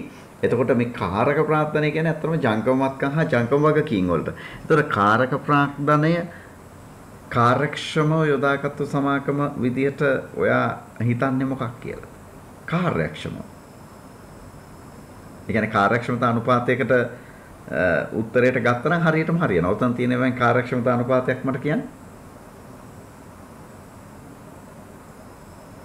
අනේ ළමයි ඔයාලට ওই තරමට අමතකද? මොකක් දිහා බලලත් දැන් සමාගම තෝරගන්න ඕන. දැන් අපි ගාව තියෙන තොග පිරිවැටුම් අනුපාතය තියෙනවා, ෂණික අනුපාතය තියෙනවා, පොලී ආවරණ අනුපාතය, මුලවත්කම් වලට ප්‍රතිලාභ අනුපාතය. මේ කියන දේවල් අතරින් මොකද්ද? තොග පිරිවැටුම් අනුපාතය. yes තොග පිරිවැටුම් අනුපාතය අරුණේ. අපි තොග පිරිවැටුම් අනුපාතය දිහායි බලන්න ඕන. ඒක කාර්යක්ෂමතා අනුපාතය. එතකොට තොග පිරිවැටුම් අනුපාතය කියන එක වඩා වැඩි වෙන එකද හොඳ අඩු වෙන එකද හොඳ? වැඩි වෙන එක වැඩි වෙන එක හොඳයි. තොග පිරිවැටුම් අනුපාතයෙන් කියන්නේ තොගේ විකුණුම් බවට පත්වන වාර ගන්න. එතකොට තොගේ විකුණුම් බවට පත්වන වාර ගන්න කියන්නේ මේගොල්ලෝ ඊටාම කාර්යක්ෂම බඩු විකුණනවායි කියන එක. එතකොට කාමන්ගේ 8ක් වෙදි නාදන්ගේ වසර වාර 10යි. එතකොට ඔයා තේරපු උත්තරේ නාදන්ගේ උත්තරේ නේද? නාදන් නෙමෙයිද තේරුවේ? නාදන් තමයි. නාදන් තමයි. හරි. එතකොට පළවෙනි එකට උත්තරේ නාදන්. ඔයාලට මගේ ස්ක්‍රීන් එකක් පේනවා. පළවෙනි එකට උත්තරේ නාදන්. right දෙවෙනි එක අවතෝලනයක් ඇති සමාගම. ඒක ටිකක් මෙතනදී පොඩි ප්‍රශ්නයක් වෙන්නට ඕනේ. අවතෝලනයක් කියලා කියන්නේ දැන් අවතෝලනේ මේ විරුද්ධ පදේ කියන්න මට අධිතෝලනය නේද? අපි අධිතෝලනය කියනවා හයිජියර්ඩ් කියලා.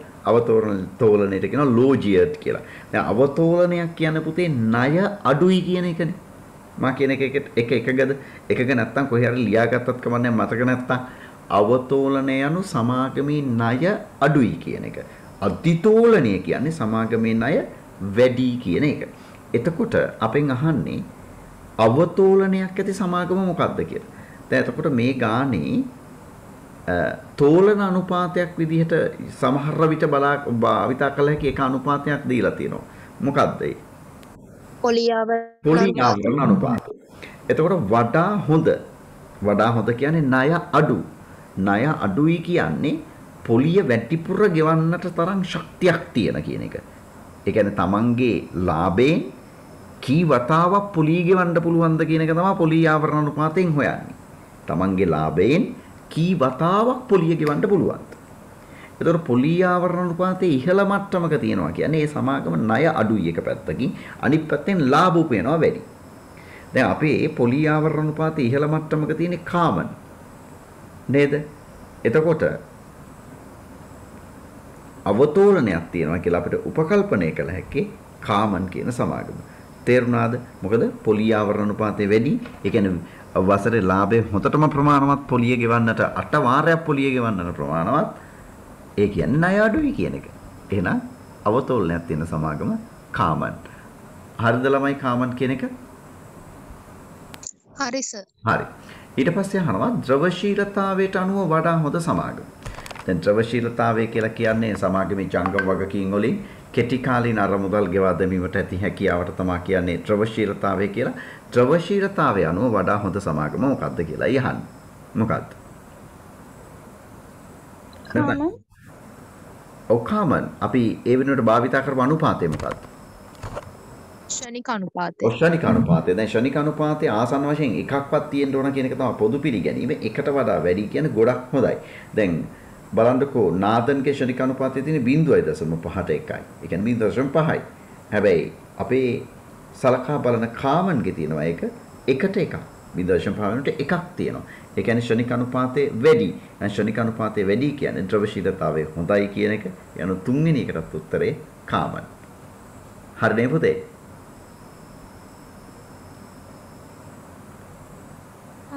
හරි. ඊට පස්සේ හතරවෙනි එක වත්කම් කාර්යක්ෂම යොදවා ඇති සමාගම. මොකක්ද ඒකට ගත්ත උත්තරේ? වත්කම් කාර්යක්ෂම යොදවා ඇති සමාගම. මොකක්ද? කාමන්. කාමන් මොකක්ද දිහා බලලාද කාමන් කියලා කියන්නේ?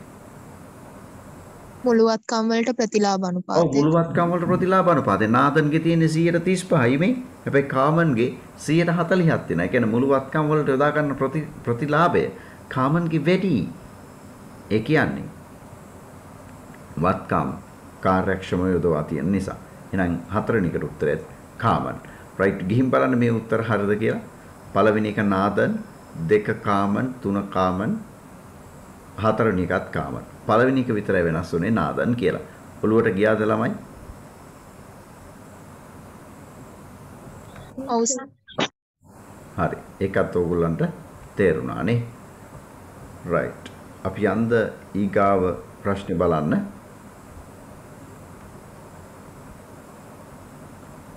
right. අපි යම් පුතේ ඊගාව ප්‍රශ්නේ බලන්න.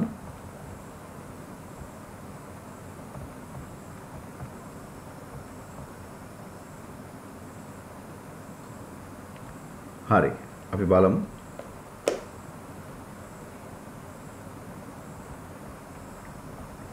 මම හිතන අපි ඉන්නේ 46 වෙනි ප්‍රශ්නේ. මාව ඇහෙනවා ඇතයි කියලා විශ්වාස කරනවා. තනි භාණ්ඩයන් නිපදවන ව්‍යාපාරයක නේද? තනි භාණ්ඩයන් නිපදවන ව්‍යාපාරයක ඒකක 10000කදී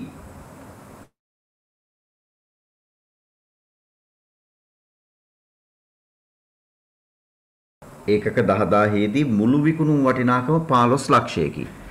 දායක විකුණුම් අනුපාතිකයේ 120කින් මුළු ස්ථාවර පිරිවැය 1,80,000කි පහත දෑ ගණනය කරන්න කියනවා ඒකකයක විචල්්‍ය පිරිවැය සහ සමච්ඡේදන ලක්ෂ්‍ය ඒකක වලින්. right අපි යම් පුතේ ඒකකයක විචල්්‍ය පිරිවැය හා සමච්ඡේදන ලක්ෂ්‍ය හොයන්නට උත්සාහ කරන 46 වෙනි ප්‍රශ්නේ. right ඕගොල්ලෝ මම මේ හදාගත්තු එක චුට්ටක් මොහොතකට මකලා දාන්නම්. ඔයාලා එක හදන්න. right පුතේ ඕගොල්ලන්ට මතකයි නේද? ආදායමක් එහෙම නැත්නම් ආදායම් ප්‍රකාශනයක් අපි මේ ක්‍රමයට කියන්නේ ආන්තික පිරිවැය කරන ක්‍රමයට අපි ආදායම් ප්‍රකාශනයක් කොහොමද හදන්නේ?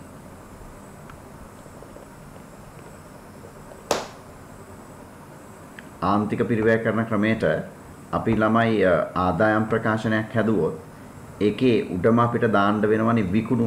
මතකයි නේද මේ ආකෘතිය වාට මතකයිනේ උඩම දාන්නේ විකුණු වලට පස්සේ දාන්නේ විචල්්‍ය පිරිවැය. මතකයි නේද? ඔව් සර් මතකයි. ඔව්.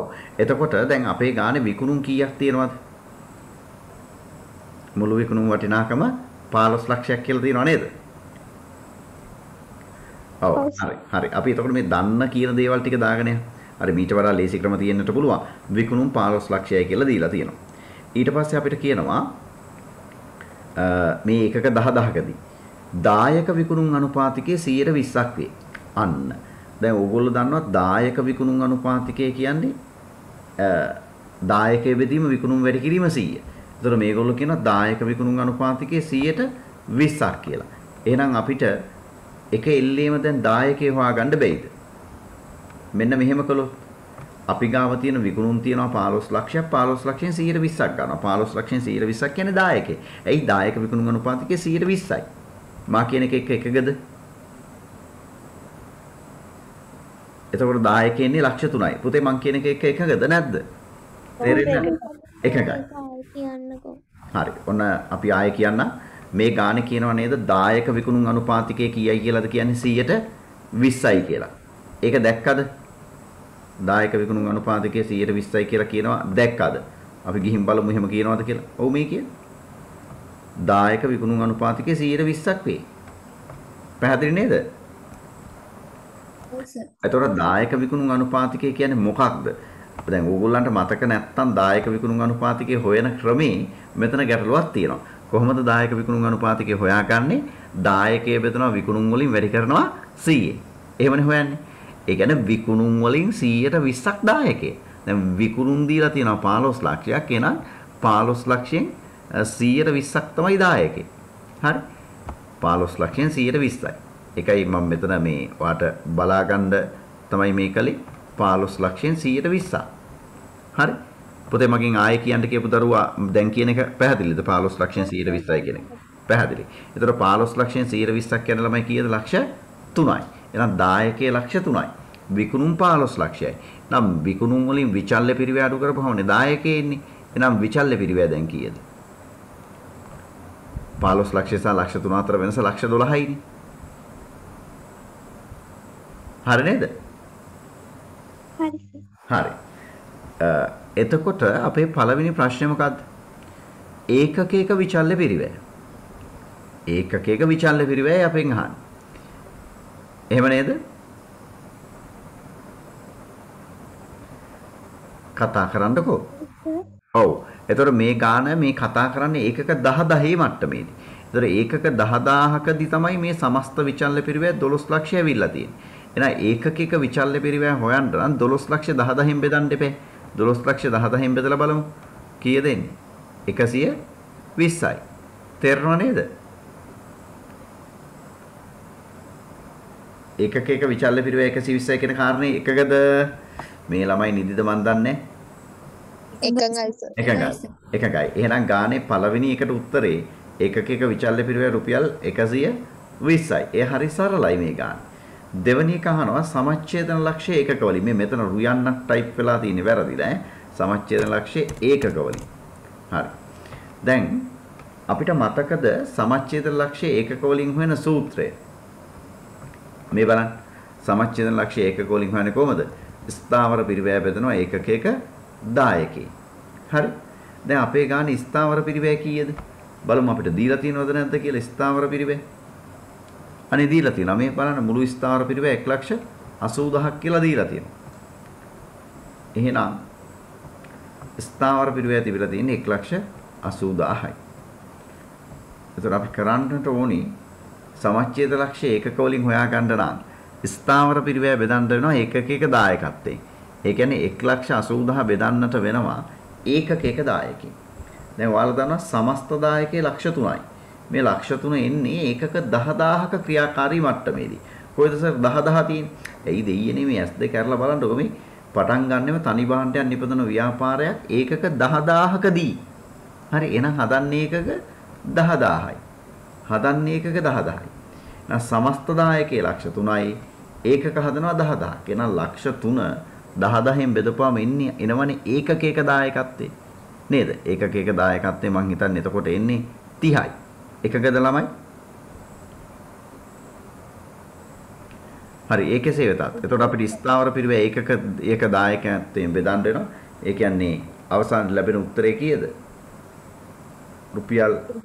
රුපියල් මේ ඒකක 6000යි කියලාද ලැබෙන්නේ? ඔව් සර්. ඔව් අපි එන එකත් හොයාගත්තා. ඒකක 6000යි කියලා තමයි අපිට ලැබෙන්නේ. ඒකක ඈ. හරි ඒකක 6000යි. හරි අපි මේ බැලුවේ කීවෙනි ප්‍රශ්නේද ළමයි? 46. right මට හිතෙනවා මේ තියෙන தත්ත්වය තුල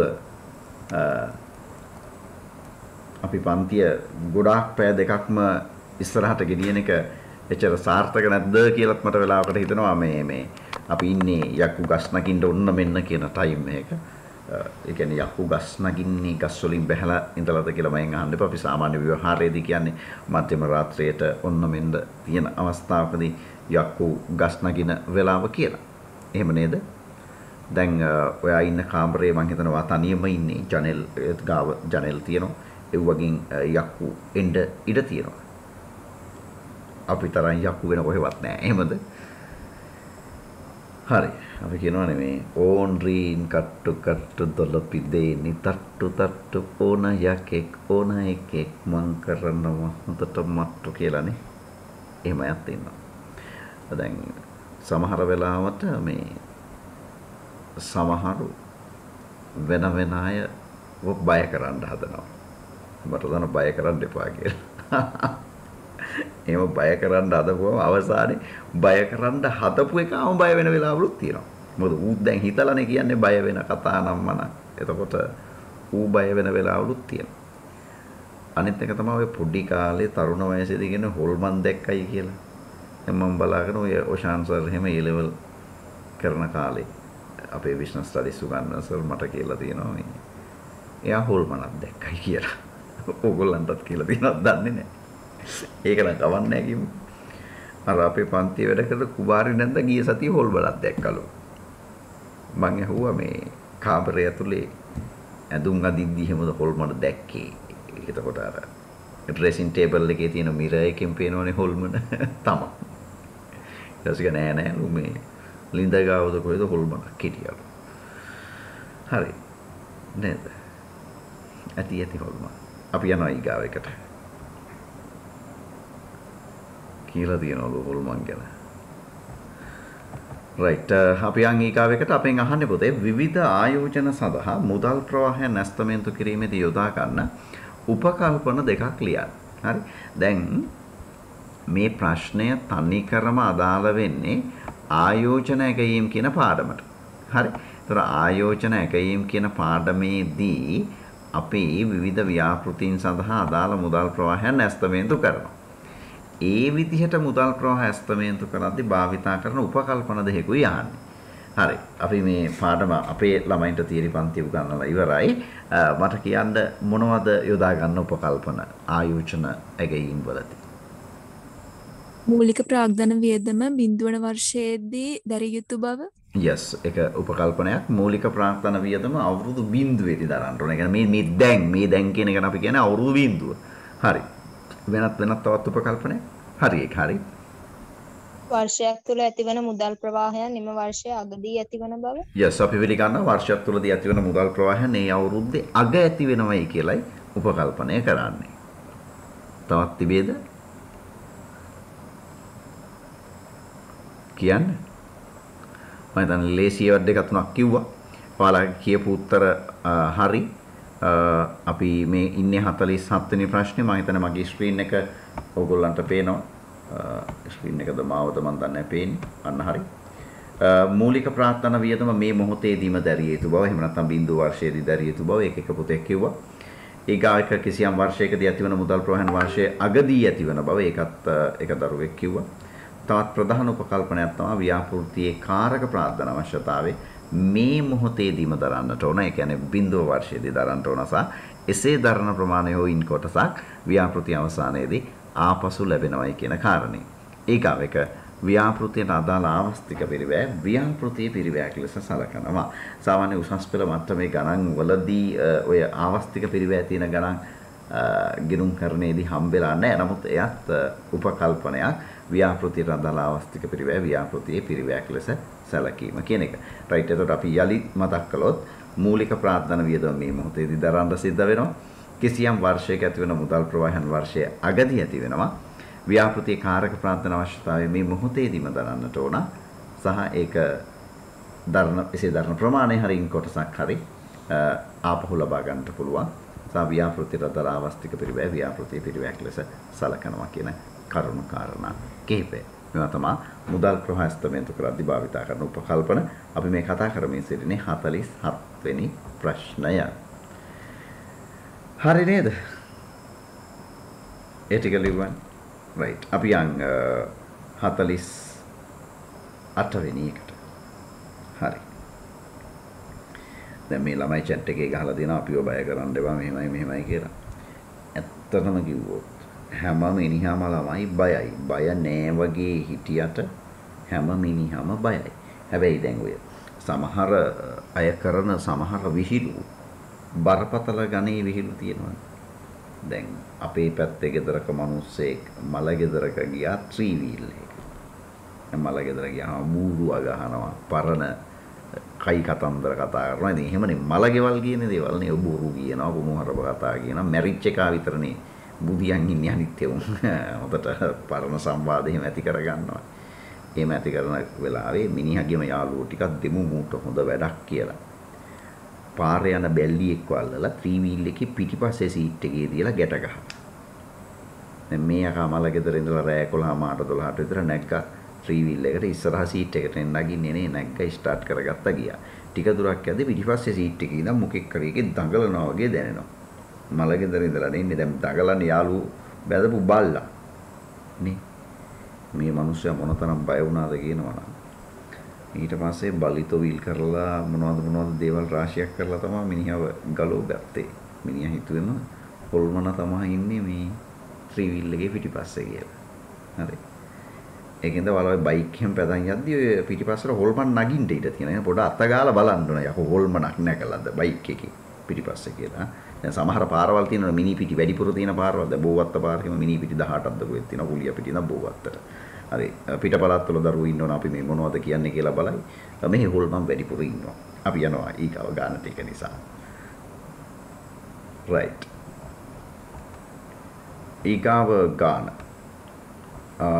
ඉසුරු නිෂ්පාදන ව්‍යාපාරයේ එක්තරා අමුද්‍රව්‍යයක් සම්බන්ධයෙන් පහත දත්තයන් අදාළ වේ කියලා කියනවා. උපරිම මනෝන් කාලයේ දින 6යි. අවම මනෝන් කාලයේ දින 2යි. අවම භාවිතයේ බොහෝ දේවල් කියනවානේ. යලි යනෝන් ප්‍රමාණය උපරිම තොග මට්ටම සහ අවසානයේ අපෙන් අහන්නේ දිනක උපරිම භාවිතයේ කොපමණද?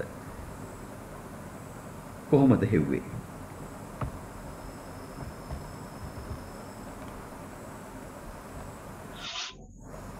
අපෙන් අපි ඔයගෙන් අහන්නේ දිනක උපරිම භාවිතය කොපමණද කියලා නේ අහලා තියෙන්නේ. ඒක හොයාගන්න මොන වගේ සූත්‍රයක්ද ඔයාලා භාවිත කළේ? එහෙම නැත්නම් කොහොමද හෙව්වේ? උපරිම තොග මට්ටම සූත්‍රයට දාලා යලි යන මට්ටම හොයාගන්නවා. ඊට පස්සේ යලි යන මට්ටම සූත්‍රයට දාලා උපරිම පරිභෝජනය හොයාගන්නවා. ඔය චාතුර්ය මම හිතන්නේ මේ සිරසේ ප්‍රවෘත්ති වගේ වේගින් කියන් ගියා.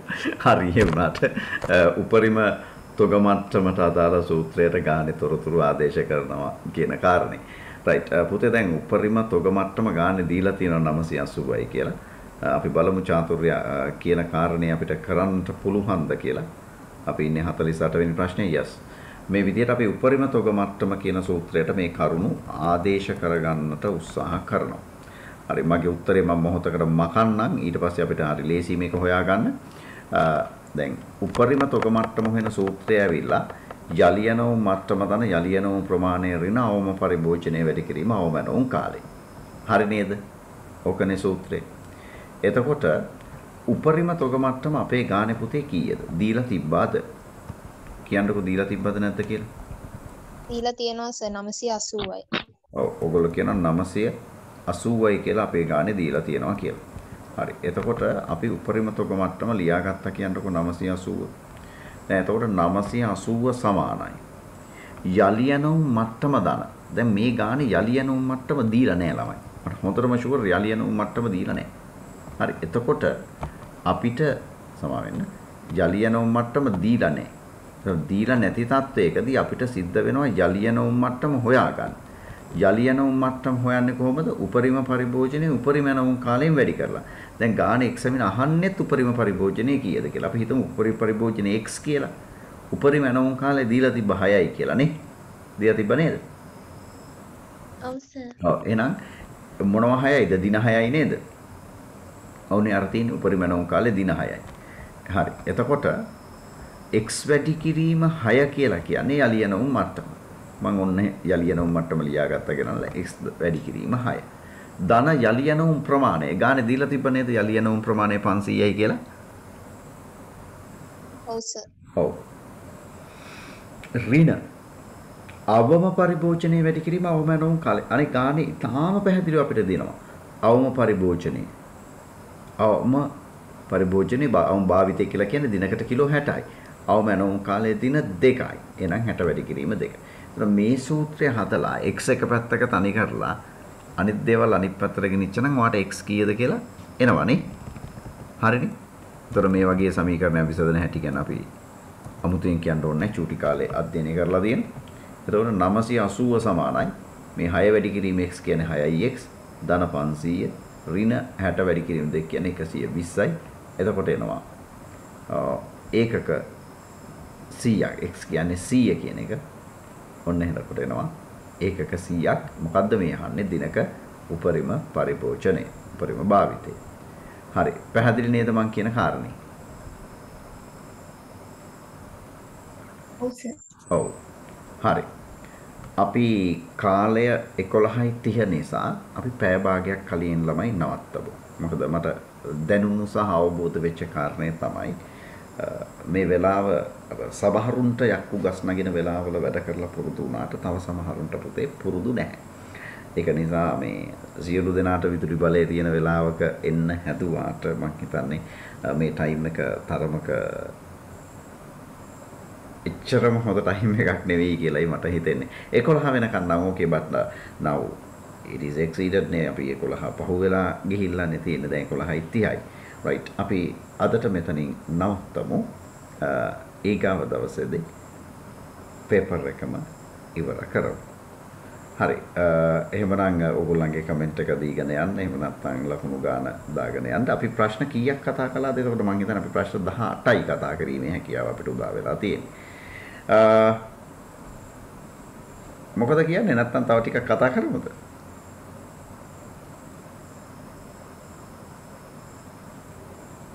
නිහඬයි. හරි. එහෙමනම් අපි මෙතනින් අද දවසට මේ වැඩේ නිමා කරමු.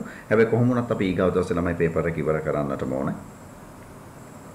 ඒ කල යුතුමයි. ඒක නිසා ඔයගොල්ලෝ උත්තර ලියාගෙන එන්න. ඊගව දවසේදී අපි බලමු. හරි කොහොම හරි කමන්නේ වෙලා ගිහිල්ලා ආපු දවසක වුණත් ඔයගොල්ලෝ සක්‍රීය දායකත්වයක් ලබා දෙන්න. ඒ සක්‍රීය දායකත්වයේ දීපු හැමෝටම බෙහෙවින්ම ස්තුතියි කියන්න කලින් 49:50 කරලා යන්නලු. සමහරු කියන good night කියලා නැගිටලා ගිහිල්ලත් ඉවරයි. උත් නැගිටලා යනවා මේ 76 ඉන්නේ. හරි කමන්නේ. අපි අද දවසට සමුගමු. ඊගව දවසේ නවත්තපු තැන ඉඳන් ඉදිරියට යන්න. හරි. එහෙමනම් පුතේ ආයිබෝන් ඔයගොල්ලෝ හැමෝටම සුබ රාත්‍රියක් අපිත් එක්ක හිටියට. ආයිබෝන්. ආයිබෝවන් සර්. අයිබෝවන් සර්.